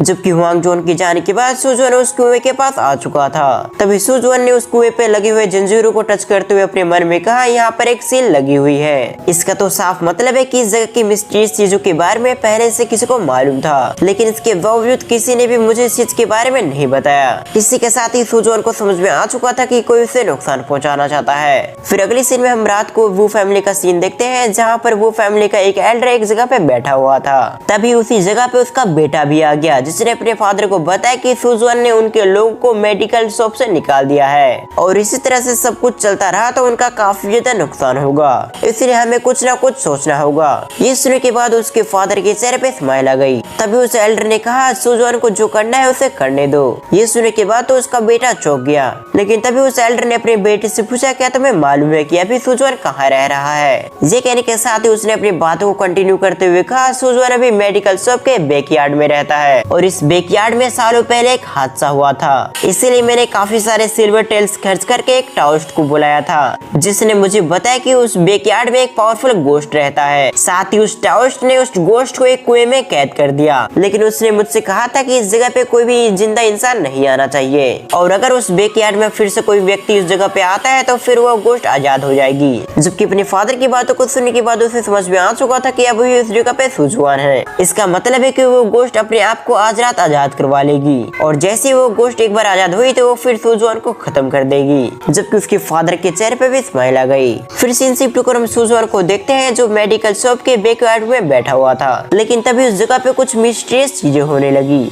और तभी किसी मिस्टीरियस शख्स ने सुजुआन पे अटैक करना चाहा, लेकिन सुजुआन ने काफी आसानी से अपने एक ही अटैक के अंदर उसे अपने से पीछे कर दिया। और हमें जानने को मिलता है जिस शख्स ने सुजुआन पे अटैक करने की कोशिश की है वो तो असल में एक सोल है। तभी सुजुआन ने उस सोल की ओर बढ़ते हुए कहा, तो फाइनली तुम बाहर आ चुकी हो। जबकि ये सुनते ही उस सोल ने अपने आप को ब्लैक फॉग में ट्रांसफॉर्म कर लिया और काफी स्पीड से सुजुआन की ओर बढ़ने लगी, लेकिन सुजुआन ने उसकी ओर अटैक कर दिया, जिससे टकराते हुए वो दूसरी ओर मुड़ गई। लेकिन ये देखने के साथ ही सुजुआन उस सोल पे और भी अटैक करने लगा दिया, लेकिन इन अटैक से भी उस सोल पे ज्यादा फर्क नहीं पड़ा। इसलिए सुजुआन ने अपने मल्टीपल अटैक्स को तैयार करते हुए उस ब्लैक फॉग पे हमला कर दिया, जिससे काफी घायल होकर वो सोल अपने असली रूप में आ गई। और अब हमें बताया जाता है कि सोल का नाम किंग गुआंग है। तभी वो सोल सुजुआन की ओर देखते हुए उसे रिक्वेस्ट करने लगी कि सुजुआन उसे न खत्म करे, क्योंकि वैसे भी वो काफी ज्यादा कमजोर है, इसीलिए वो किसी को भी नुकसान नहीं पहुंचा सकती। और जहाँ तक रही सुजुआन पे हमला करने की बात, तो वो तो बस उसकी मजबूरी थी। जबकि ये देखने के बाद सुजुआन ने कहा, तुम तो सचमुच एक लो लेवल की गोश्त हो। तभी सुजुआन ने उस सोल की ओर देखते हुए कहा, मैं तुमसे भी कुछ सवाल करूंगा और अगर तुमने मेरे सवालों का सही जवाब दिया तो मैं तुम्हें छोड़ दूंगा, पर अगर तुमने मुझसे झूठ बोलने की कोशिश की तो मैं उसी समय तुम्हें खत्म कर दूंगा। जबकि ये सुनने के साथ ही वो सोल जिसका नाम किंग गुआन था वो पूरी तरह से तैयार हो गई। तभी सुजुआन ने उस सोल से सवाल किया कि तुम सचमुच काफी सालों से इस पेड़ के अंदर छुपी हुई थी, जिस पर उस सोल ने भी एग्री किया। तभी सुजुआन ने उस सोल की ओर देखते हुए कहा, तुम्हारी ताकत को देखते हुए साफ है कि तुम किसी को भी नहीं मार सकती और ना ही मैंने तुम्हारे सोल से कोई किलिंग इंटेंट महसूस किया है। लेकिन भले ही तुमने किसी को भी ना मारा हो, लेकिन इसके बावजूद मैंने इस जगह से कुछ महसूस किया है। जब सुजुआन उस सोल से बात कर ही रहा था, तभी दूसरी तरफ हम उस कुएं का सीन देखते हैं, जहाँ से एक पैरासाइट निकलते हुए काफी तेज से सुजुआन की ओर अटैक कर दिया। जबकि ये देखते ही वो सोल सुजुआन के लिए काफी परेशान हो गई। इस पार्ट की शुरुआत भी इसी जगह से होती है, जहाँ एक पैरासाइट ने कुएं से निकलते हुए सुजुआन पे अटैक कर दिया था। लेकिन इससे पहले वो पैरासाइट सुजुआन को चोट पहुंचा पाता, उससे पहले सुजुआन ने उसके 2 टुकड़े कर दिए। तभी सुजुआन को समझ में आया कि आखिर उसे इस जगह से ब्लड की स्मेल क्यों आ रहा था, क्योंकि दरअसल इन पैरासाइट की वजह से ब्लड की स्मेल आ रही थी। तभी सुजुआन ने उस सोल से सवाल किया, क्या तुम्हें मालूम है कि आखिर इन पैरासाइट को कौन कंट्रोल कर रहा है? जबकि सुजुआन की बातों को सुनने के साथ ही वो सोल परेशान हो गई। लेकिन इससे पहले ये सोल इन पैरासाइट के बारे में सुजुआन को कुछ भी बता पाती, उससे पहले उस कुएं से काफी मात्रा में ब्लैक फॉग निकलने लगा, जो देखकर तो वो सोल और भी परेशान हो गई, क्योंकि उस ब्लैक फॉग में काफी मात्रा में पैरासाइट मौजूद थे। तभी काफी सारे पैरासाइट ने मिलकर सुजुआन पे अटैक कर दिया, लेकिन ये देखते ही सुजुआन ने काफी आसानी से उनके अटैक को डॉज करते हुए उन्हें खत्म करने लगा। और कुछ समय के अंदर सुजुआन ने कुछ पैरासाइट को बीच से काट दिया, लेकिन अभी भी उस ब्लैक फॉग के अंदर काफी मात्रा में पैरासाइट मौजूद थे। इसलिए सुजुआन ने जंप करते हुए उस ब्लैक फॉग के पास आ गया और तभी सुजुआन ने अपनी पावर को एक्टिवेट करते हुए उस जगह पे एक धमाका किया, जिससे एक ही बार में सभी के सभी पैरासाइट मारे गए। और उस जगह पे मौजूद सभी पैरासाइट के खत्म होते ही वो ब्लैक फॉग भी उस जगह से डिसअपीयर हो गई। तभी सुजुआन ने अपनी जगह पे बैठते हुए सोल से कहा, अगर तुम बचना चाहती हो तो मैं तुम्हें एक मौका देता हूँ, इसलिए जल्दी से तुम अपने बारे में और अपनी पहचान के बारे में मुझे सब कुछ बता दो। साथ ही इन पैरासाइट के बारे में तुम्हें जो भी मालूम है वो सब कुछ सच सच बताना, और अगर तुमने मुझसे कुछ भी झूठ बोलने की कोशिश की तो मैं तुम्हें इसी जगह पे खत्म कर दूंगा। दूसरी तरफ ये सुनते ही वो सोल अपने घुटनों पे आ गई। तभी उस सोल ने सुजुआन को बताया कि उसका नाम किंग वही है और उसे टाओइस्ट वू ने कैप्चर कर रखा है और वो चाहकर भी इस जगह से नहीं निकल सकती, क्योंकि टाओइस्ट वू ने अपने किसी सीक्रेट टेक्निक का इस्तेमाल करके उसे इस जगह पे कैप्चर किया है। लेकिन साथ ही उस टाओइस्ट वू ने मुझसे वादा किया है, अगर मैं उसकी बात मानती हूँ तो वो मुझे बाद में आजाद कर देगा। जबकि ये सुनने के बाद सुजुआन शॉक हो गया। तभी सुजुआन ने शॉक होते हुए उस सोल से सवाल किया, लेकिन टाओइस्ट वू तुम्हारी जैसे एक मामूली सोल को क्यों कैप्चर करेगा, क्योंकि ना ही तुम्हारे पास कोई पावर है और ना ही कोई खास एबिलिटी। जबकि ये सुनने के बाद उस सोल ने सुजुआन को बताया कि टाओइस्ट वू ने उसे क्यों कैप्चर किया है। दरअसल टाओइस्ट वू ने उसे एक काम दिया है, अगर इस जगह पे कोई व्यक्ति आए तो मैं उसे डराऊं, और मेरे डराने के बाद ये सभी पैरासाइट कुएं से बाहर निकलकर इन सभी लोगों के खून को चूस लेते हैं और इससे उन लोगों की मौत हो जाती है। जबकि इन सभी बातों को सुनने के बाद सुजुआन ने अपने मन में सोचा, इस जगह पर टोटल 100 से भी ज्यादा पैरासाइट्स मौजूद थे, जो अपने आप में काफी खतरनाक है, और इन सभी पैरासाइट का सामना करने के लिए किसी कल्टीवेटर का होना जरूरी है, जिसकी कल्टीवेशन काफी ज्यादा हाई होनी चाहिए, तभी जाकर कोई व्यक्ति इन पैरासाइट से अपने आप को बचा पाएगा। इसलिए देखा जाए तो टाओइस्ट वू को लोगों को डराने के लिए किसी भी सोल की जरूरत नहीं पड़ेगी, क्योंकि ये सभी पैरासाइट अपने आप में काफी खतरनाक है। इसलिए हो ना हो टाओइस्ट वू ने अपने किसी दूसरे मकसद के लिए इस सोल को यहाँ पर पर रखा है और इसके बारे में इस सोल को खुद भी कुछ भी नहीं मालूम। तभी सुजन ने उस सोल से कहा ये जगह काफी सुनसान है, इसीलिए इस जगह पे बहुत ही कम ही लोग आते होंगे और ऐसे में इन पैरासाइट का अब तक सर्वाइव करना काफी ज्यादा मुश्किल है। लेकिन इसके बावजूद ये सभी पैरासाइट्स तो अभी तक जिंदा है। तो क्या तुम मुझे बताओगे कि आखिर ये सभी पैरासाइट अब तक क्यों नहीं मरे? जबकि ये सुनने के बाद उस सोल ने सुजन की बातों से एग्री करते हुए कहा इस जगह पे बहुत ही कम ही लोग आते हैं, इसीलिए इन सभी पैरासाइट का सर्वाइव करना काफी ज्यादा मुश्किल था। पर वो टाइस्ट वो हर 3 दिनों के अंदर इस जगह पे कुछ लोग को लेके आता है जिन्हें खाकर और खून पीकर इस भी पैरासाइट अब तक जिंदा है। जबकि ये सुनने के बाद सुजन को सब कुछ समझ में आ चुका था। दरअसल ये टाइस्ट वो इस जगह पे काफी सारे पैरासाइट को पाल रहा था और उसके पैरासाइट के बारे में किसी को ना मालूम हो, इसीलिए उसने इस सोल को इस जगह पे कैप्चर किया ताकि वो इस जगह पे आए हुए व्यक्ति को डराए, जिससे इस जगह पे कोई व्यक्ति नहीं आता और ये जगह काफी समय से इसी वजह से सुनसान पड़ी हुई है। ये सब सोचने और समझने के बाद सुजन ने उस सोल से फिर से सवाल किया कि आखिर वो टाइस्ट वो इस जगह पे कब आएगा। जबकि ये सुनने के बाद उस सोल ने सुजन को बताया कि टाइस्ट वो को इस जगह पे आए हुए काफी समय हो चुके हैं, इसीलिए वो आज रात इन सभी इंसेक्ट्स को खिलाने के लिए कुछ इंसान को जरूर लेके आएगा। जबकि ये सुनने के बाद सुजन ने कहा ये तो काफी अच्छा कोइंसिडेंस है। ये कहने के साथ ही सुजन ने उस सोल से फिर से सवाल किया क्या तुम्हें उसकी कल्टीवेशन के बारे में कुछ मालूम है? जबकि ये सुनने के बाद उस सोल ने सुजन को बताया कि उस टाविस्ट वो की कल्टीवेशन क्यूआई गैदरिंग रिलम पे है, जबकि वो पिछले 1 साल से अपने मेरिडियंस को ओपन करने की कोशिश कर रहा है। जबकि उस टाविस्ट की कल्टीवेशन जानने के बाद सुजन काफी खुश हो चुका था क्योंकि सुजवान क्यूआई गैदरिंग रैम के एक्सपर्ट्स को संभाल सकता था। जबकि ये सब सोचने के बाद सुजवान ने उस सोल से कहा कि तुम वापस इस पेड़ के अंदर चली जाओ, साथ ही तुम ऐसा दिखावा करो कि इस जगह पे कुछ भी नहीं हुआ और जब मैं एक बार टाविस्ट वो से निपट लूंगा उसके बाद मैं तुम्हारे बारे में सोचूंगा। जबकि ये सुनने के बाद वो सोल काफी खुश हुए कि सुजवान उसे नहीं मारेगा। ये सब सोचते हुए सोल वापस से उस ट्री के अंदर चली गई। जबकि उस सोल के जाते ही सुजवान ने अपने मन में कहा मेरे अभी करेंट कल्टीवेशन ब्लड रेलम के दूसरे स्टेज रिफाइनिंग स्टेज पे है, लेकिन इसके बावजूद नॉर्मल सिचुएशन में मैं क्यूआई गैदरिंग रेलम के एक्सपर्ट से भी लड़ सकता हूँ। पर टाविस्ट वो की सिचुएशन कुछ अलग है क्योंकि वो अपनी कल्टीवेशन के लिए इविल मेथड का इस्तेमाल करता है, इसलिए ये बात नॉर्मल है कि उसके पास इविल मेथड की कोई कमी नहीं होगी जिसे वो लड़ाई के दौरान भी इस्तेमाल करने की पूरी कोशिश करेगा। सुजवान की सब सोचते ही हम एक तलवार को देखते हैं जिसे काफी सारे जंजीरों ने लपेट रखा था, लेकिन तभी उस स्वॉर्ड में थोड़ी बहुत हलचल महसूस हुई, जिसे महसूस करने के बाद सुजवान ने अपने मन में कहा ऐसा लगता है कि अब मुझे भी अपने हिडन ट्रम्प कार्ड को शो करना पड़ेगा, तभी जाकर मैं इस फाइट को जीत पाऊंगा। सीन शिफ्ट होकर हम इन्हीं दीवारों के पीछे की साइड देखते हैं जहाँ पर एक व्यक्ति ने एंट्री ली और ये चीज सुजवान को भी पता चल गया। साथ ही सुजवान को समझ में आ चुका था ये हो ना हो टाविस्ट वो होगा। जबकि दूसरी तरफ हम उस पर्सन को फिर से देखते हैं जो सचमुच टाविस्ट वो था, जो अपने साथ कुछ इंसानों को भी लेके आया था ताकि वो अपने पैरासाइट्स को खिला सके। टाविस्ट वो की नजर कुएं पे गई तो शॉक हो गया।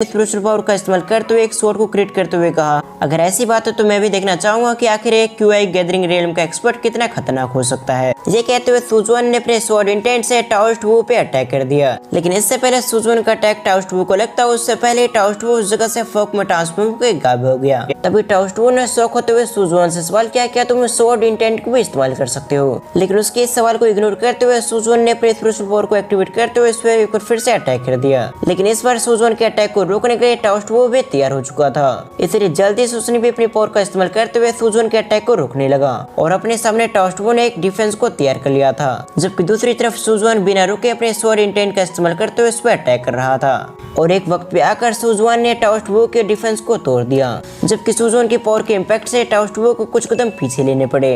तभी टाओस्ट वू ने गुस्सा होते हुए सुजुआन से कहा, आज मैं तुम्हें मार दूंगा। ये कहते हुए टाओस्ट वू ने सुजुआन की ओर काफी तेज से बढ़ते हुए उस पर अटैक कर दिया, लेकिन सुजुआन ने काफी आसानी से उसके अटैक को अवॉइड कर दिया। जबकि ये सुनने के बाद सुजुआन ने टाओस्ट वू से कहा, तुमने बिल्कुल सही कहा, लेकिन आज मैं नहीं बल्कि तुम मारे जाओगे और वो भी मेरे हाथों। ये कहते हुए सुजुआन टाओस्ट वू की ओर बढ़ने लगा, जो देखते टाओस्ट वू एक बार फिर से फॉग में ट्रांसफॉर्म हो गया और सुजुआन पे पीछे से स्नेक अटैक करने की कोशिश की, लेकिन सुजुआन ने किसी तरह से उसके अटैक को डॉज करते हुए उस पे अटैक कर दिया। पर सुजुआन के अटैक से टाओस्ट वू बचते हुए सुजुआन पे एक बार फिर से अटैक कर दिया, जो अटैक सीधे सुजुआन को जा लगा। लेकिन फिलहाल सुजुआन ने इस चीज को इग्नोर करते हुए यिंग यांग स्वॉर्ड फॉर्मेशन को एक्टिवेट कर दिया, जिसके अंदर से मल्टीपल स्वॉर्ड्स निकलकर टाओस्ट वू पे थ्रो होने लगे। और इसी बीच सुजुआन ने अपने दूसरे अटैक को रेडी करते हुए जल्दी से टाओस्ट वू की ओर कर दिया, लेकिन टाओस्ट वू ने किसी तरह से सुजुआन के अटैक को डॉज कर लिया। लेकिन इससे पहले टाओस्ट वू कुछ भी समझ पाता उससे पहले सुजुआन ने टाओस्ट वू के नीचे एक फॉर्मेशन को एक्टिवेट कर दिया, जिसकी वजह से टाओस्ट वू यिंग यांग स्वॉर्ड फॉर्मेशन के अंदर फंस चुका था। लेकिन इससे पहले सुजुआन टाओस्ट वू को अपने फॉर्मेशन के अंदर कैप्चर कर पाता उससे पहले टाओस्ट वू ने अपनी एनर्जी का इस्तेमाल करते हुए सुजुआन के फॉर्मेशन को तोड़ दिया और अगले पल उसने हवा में आते हुए अपनी स्पिरिचुअल पावर का इस्तेमाल करते हुए 2 गोली को क्रिएट कर लिया और अगले पल उसने बिना देरी के सुजुआन पे अटैक करने के लिए उसकी ओर बढ़ गया। जबकि देखते ही सुजुआन ने अपने स्वॉर्ड इंटेंट से अटैक करके उसे पीछे हटने पे मजबूर कर दिया, लेकिन इस अटैक के इम्पैक्ट से सुजुआन को भी अपने कुछ कदम पीछे लेने पड़े।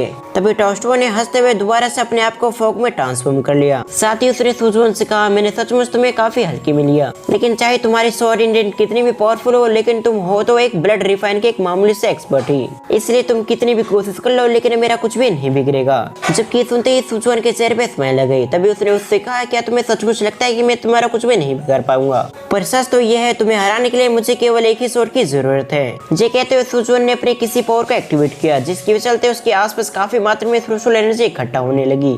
जिन स्पिरिचुअल पावर को सुजुआन ने लाइटनिंग स्पिरिचुअल पावर के साथ मर्ज करते हुए एक जायंट स्वॉर्ड को क्रिएट कर लिया और बिना देरी के सुजुआन ने टाओस्ट वू पे अटैक कर दिया। लेकिन टाओस्ट वू की कल्टीवेशन काफी पावरफुल होने की वजह से वो सुजुआन के अटैक से काफी आसानी से बच पा रहा था। तभी टाओस्ट वू ने अपनी स्पिरिचुअल पावर का इस्तेमाल करते हुए अपने आसपास एक पावरफुल डिफेंस को क्रिएट कर लिया, जिससे सुजुआन की स्वॉर्ड उसी जगह पे टूट गई। जबकि ये देखते ही सुजुआन ने अपने हेवन और अर्थ की पावर को एक्टिवेट कर लिया, जिससे सुजुआन के आसपास हेवन और अर्थ की काफी सारी एनर्जी आ गई। तभी सुजुआन ने अपनी क्लीनिंग द वर्ल्ड टेक्निक का इस्तेमाल करते हुए टाओस्ट वू पे अटैक कर दिया, जिससे उस जगह पे मल्टीपल स्वॉर्ड के क्लोन क्रिएट हो गए, जिन्होंने काफी तेज से मूव करते हुए टाओस्ट वू पे अटैक कर दिया। और इससे पहले टाओस्ट वू कुछ कर पाता उससे पहले वो घायल होकर जमीन पे नीचे गिर गया। तभी टाओस्ट वू ने हंसते हुए सुजुआन से कहा, लड़के मैंने सचमुच तुम्हें काफी अंडरएस्टिमेट किया, लेकिन मैं तुम्हें बता दूं तुम्हारी हल्की सी पावर मेरा कुछ भी नहीं बिगाड़ पाएगी। ये कहते हुए वो अपनी जगह पे वापस खड़ा हो गया। तभी उसने सुजुआन की ओर देखते हुए कहा, अब तक तुम्हें जितना भी करना था तुमने कर लिया, लेकिन अब करने की बारी मेरी आ चुकी है। ये कहते हुए उसने अपनी टेक्निक को परफॉर्म करते हुए अपने आसपास एक डिफेंस को क्रिएट कर लिया और जल्दी से वो अटैक करने के लिए सुजुआन की ओर बढ़ गया। लेकिन ये देखते ही सुजुआन ने अपनी पावर का इस्तेमाल करते हुए उसे रोकने लगा, जबकि इन दोनों की टकराव की वजह से इस जगह पे स्पिरिचुअल एनर्जी भी रिलीज होने लगी। तभी अचानक इन दोनों की पावर गायब हो गई और अगले पल इन दोनों ने क्लोज कॉम्बैट में फाइट करना शुरू कर दिया। तभी सुजुआन ने टाओ को लात मारते हुए अपने से पीछे धकेल दिया और बिना देरी के सुजुआन ने अपनी पावर का इस्तेमाल करते हुए टाओ पर अटैक कर दिया। लेकिन ये देखते ही टाओ ने भी अपने आप को बचाने के लिए अपने आसपास एक डिफेंस को क्रिएट कर लिया, जिससे उसने अपने आप को सुजुआन के अटैक से बचा लिया था। और इसी तरह से ये फाइट कंटिन्यू रही। लेकिन इस टाइप से कुछ समय फाइट करने के बाद टाओस्ट वू ने अपने से सुजुआन को दूर कर दिया। दूसरी तरफ अब तक सुजुआन काफी एग्जॉस्ट हो चुका था जबकि सुजोन की कंडीशन को देखकर टाउस्ट वो उसे चैलेंज करने लगा। इसलिए सुजोन ने अपने स्पिरिचुअल पावर का इस्तेमाल करते हुए कई सारे स्पिरिचुअल स्वॉर्ड को क्रिएट कर लिया। इसके साथ ही सावन ने टाउस्ट की ओर देखते हुए कहा, भरे मेरी अभी current cultivation level blood refining stage की हो, लेकिन मेरी पावर भी तुम्हें मारने के लिए काफी है। ये कहते हुए सुजोन टाउस्ट पे अटैक करने लगा। जबकि सुजोन की इन अटैक से बचने के लिए टाउस्ट ने अपने सामने ब्लैक फोकस से बने हुए डिफेंस को क्रिएट कर लिया, जिसके चलते टाउस्ट को कुछ भी नहीं हुआ। लेकिन टाउस्ट को सुजोन की हरकतों से काफी गुस्सा आ रहा था। तभी टाउस्ट ने सुजोन पे गुस्सा होते हुए कहा, आज मैं तुम्हारी बॉडी से तुम्हारी सोल को खींचकर उसे खा जाऊंगा। जबकि ये सुनने के बाद सुजोन ने अपने हमलों को रोकते हुए कहा, अब तक तुम्हें जो भी करना था तुमने कर चुके, लेकिन अब इसके आगे जो भी होगा वो मैं करूंगा। जबकि ये सुनने के बाद टाउस्ट वो अपने किसी इविल मेथड का इस्तेमाल करने लगा, जिस वजह से उसके बोतल से धीरे धीरे करते हुए काफी मात्रा में ब्लैक फॉग निकलने लगा। तभी टाउस्ट ने सुजोन को बताया कि मैंने अपने 6 साल इस गोस्ट बेबी को रिफाइन करने में लगा दिए, तब जाकर मैं कहीं इसे रिफाइन करने में कामयाब हो पाया। और अब तक न जाने इस गोस्ट बेबी ने मेरे अनेकों दुश्मनों को मारने में मदद की। और आज तुम्हारे पास चाहे हजारों ट्रम्प कार्ड क्यों ना हो, लेकिन आज तुम मेरे हाथों से नहीं बच पाओगे। ये कहते हुए टाउस्ट ने गोस्ट बेबी को सुजोन पे अटैक करने के लिए भेज दिया। जबकि दूसरी तरफ ये देखते हुए सुजोन के चेहरे पे स्माइल आ गई। इसके अगले पल सुजोन ने बिना देरी के 9 इंपीरियल स्वॉर्ड की पावर का इस्तेमाल करने लगा। और 9 इंपीरियल स्वॉर्ड की पावर इतने टेरिफाइंग था कि गोस्ट बेबी भी उसके सामने कुछ भी नहीं कर पाया। और देखते ही देखते 9 इंपीरियल स्वॉर्ड की पावर की वजह से गोस्ट बेबी पूरी तरह से डिसअपीयर हो गया, जो देखकर तो टाउस्ट वो पूरी तरह से सरप्राइज हो गया। साथ ही 9 इंपीरियल स्वॉर्ड की पावर की वजह से टाउस्ट वो की बॉडी एक ही जगह पर रुक चुकी थी। इसलिए सुजोन ने जल्दी से मूव करते हुए टाउस्ट वो को अपनी 9 इंपीरियल स्वॉर्ड की पावर का इस्तेमाल करते हुए खत्म कर दिया। जबकि तभी सुजोन ने टाउस्ट को बताया कि अभी उसने 9 इंपीरियल पावर का इस्तेमाल किया, वो तो बस हल्की सी है। जबकि देखते हुए टाउस्ट पूरी तरह से शॉक हो गया था। तभी उसने सुजोन से सवाल किया, क्या तुम सचमुच अभी ब्लड रिफाइनिंग स्टेज पे हो? जिसका रिप्लाई करते हुए सुजोन ने कहा, मैं अभी इसी लेवल पे हूँ। लेकिन ये सुनने के बाद तो टाउस्ट काफी गुस्सा हो चुका था। तभी उसने सुजोन से गुस्सा होते हुए कहा, तुमने भले मुझे मार दिया हो, लेकिन इसका ये मतलब नहीं कि तुम जिंदा रहोगे, क्योंकि तुमने मुझे मारकर मेरे ट्रैप के एक बड़ी मिशन को फेल किया है। इसीलिए मेरे ट्रैप के लोग तुम्हें बिल्कुल भी नहीं छोड़ेंगे। ये कहते हुए टाउस्ट की उसी जगह पे मौत हो गई। जबकि उसकी बातों को इग्नोर करते हुए सुजोन अपनी 9 इंपीरियल स्वॉर्ड की ओर देखने लगा, जो फिलहाल हवा में फ्लोट कर रहा था। लेकिन अगले ही पल काफी सारे जंजीरों ने उसे जकड़ लिया। इसका मतलब था कि सुजोन अभी भी इसकी पूरी पावर का इस्तेमाल नहीं कर सकता। जबकि तभी सुजोन को किंग वांग सोल के बारे में याद आया, इसलिए सुजोन ने उसे बाहर आने को कहा। जबकि सुनते ही किंग वांग पेड़ से निकलते हुए सुजोन के सामने माफी मांगने लगी। साथ ही सुजोन से रिक्वेस्ट करने लगी ताकि वो उसे ना मारे, जबकि इसके बदले में वो उसका कोई भी काम कर देगी। लेकिन सुजोन ने उसकी बातों को इग्नोर करते हुए एक बार फिर से उसकी आइडेंटिटी के बारे में पूछने लगा। लेकिन किंग वांग को ज्यादा उसके बारे में कुछ भी नहीं मालूम था, इसलिए सुजोन ने इस बात को छोड़ दिया। साथ ही सुजोन ने किंग वांग से कहा, तुमने पहले टाउस्ट के बारे में बताकर तुमने पहले मेरी काफी मदद की है, इसीलिए मेरा भी फर्ज बनता है कि मैं तुम्हें इस मुसीबत से निकालूं। लेकिन अब तुम एक सोल बन चुकी हो, इसीलिए अगर मुझे तुम्हें पूरी तरह से आजाद करवाना है तो युआन टाओ लेवल पर पहुंचना होगा, क्योंकि युआन टाओ पावर के साथ ही मैं तुम्हें पूरी तरह से आजाद करवा पाऊंगा। लेकिन करंट कल्टीवेशन लेवल मेरे काफी ज्यादा कम है, इसीलिए फिलहाल तो मैं तुम्हारी मदद नहीं कर पाऊंगा। ये कहते हुए सुजोन ने किंग वांग की ओर देखते हुए कहा, क्या तुम मुझे फॉलो करोगी? क्योंकि अगर तुम मेरे साथ चलती हो तो मैं तुम्हारी कल्टीवेशन में मदद कर पाऊंगा। साथ ही मैं कई सारे सीक्रेट मेथड्स भी जानता हूँ, जिसकी मदद से मैं तुम्हें गाइड कर पाऊंगा। और इन फ्यूचर जब तुम्हारी ताकत बढ़ जाएगी तब तुम खुद सोल की फॉर्म से आजाद हो जाओगी। मेरे हिसाब से इस जगह पे सुजोन का कहने का मतलब होगा, अगर ये सोल अपनी पावर को आगे बढ़ाती जाएगी तो ये खुद को खुद आगे जिंदा हो जाएगी, यानी कि सोल अपनी बॉडी को भी रिकवर कर पाएगी। जो कैसे होगा ये तो हमें आगे आने वाले एपिसोड में पता चलेगा। जबकि ये सुनने के बाद तो किंग वांग काफी खुश हो गई। इसके साथ ही वो सुजोन के साथ चलने के लिए तैयार हो गई। तभी सुजोन ने उस सोल की ओर देखते हुए कहा, इससे पहले कि तुम मेरे साथ चलो, लेकिन उससे पहले मुझे तुम्हारी बॉडी पे एक सीलिंग मार्क छोड़ना होगा, ताकि इन फ्यूचर तुम मुझे धोखा ना दो। ये कहते हुए सुजोन ने अपनी 9 इंपीरियल स्वॉर्ड की मदद से उस सोल पे एक सीलिंग मार्क लगा दिया। लेकिन जैसे सुजोन ने अपनी 9 इंपीरियल स्वॉर्ड की मदद से उस सोल के ऊपर एक प्रिंट छोड़ा, उसी समय कहीं दूर महलों में बैठी हुई सुजोन की डिसाइपल को भी इस चीज के बारे में मालूम हो गया। और अब हमें जानने को मिलता है कि सुजोन की डिसाइपल इस जगह की महारानी बन चुकी है। और अगर आप लोगों ने एपिसोड 1 को देखा तो आप लोगों को अच्छे से मालूम होगा कि ये कौन है। और साथ ही इसने अपने सीनियर ब्रदर से फाइट करके अपने आप को इस जगह की महारानी डिक्लाइन कर दिया था और तब से शायद ये इस जगह पर रूल कर रही है। लेकिन अचानक 9 इंपीरियल सोर्ड की पावर को महसूस करके भी शॉक हो गई। इसलिए ये अपनी जगह से उठते हुए कहने लगी ये तो 9 इंपीरियल सोर्ड की एनर्जी थी, क्योंकि मुझे अच्छे से मालूम है कि 9 इंपीरियल सोर्ड की एनर्जी कैसी है। और इसी जगह पे सुप्रीम सोर्ड सीजन 1 एंड होता है। आपको ये फुल एक्सप्लेनेशन कैसे लगी आप मुझे कमेंट में जरूर बताएं। साथ ही इस वीडियो को हाइप करना ना भूलें। और तो और आपको सीजन 2 चाहिए या फिर नहीं, आप मुझे कमेंट में जरूर बताएं। और अगर इस वीडियो पे अच्छा खासा रिस्पॉन्स आया तो मैं इसका सीजन 2 भी एक्सप्लेन करूंगा। और इसके सीजन 2 के काफी सारे एपिसोड्स हैं और मैं आप सभी को बताना चाहूंगा कि सीजन 1 से ज्यादा क्वालिटी सीजन 2 के अंदर है। इसीलिए अगर आपको पसंद आता है तो मैं सीजन 2 भी एक्सप्लेन करूंगा। और अगर इस वीडियो पे अच्छा खासा रिस्पॉन्स नहीं आया तो मैं दूसरी सीरीज को एक्सप्लेन करूंगा। इसलिए सीजन 2 आपको चाहिए या फिर नहीं, ये आप पे है। तो फिर मैं मिलता हूँ आपको किसी और नए एक्सप्लेनेशन वीडियो के साथ। जब तक के लिए थैंक्स फॉर वॉचिंग।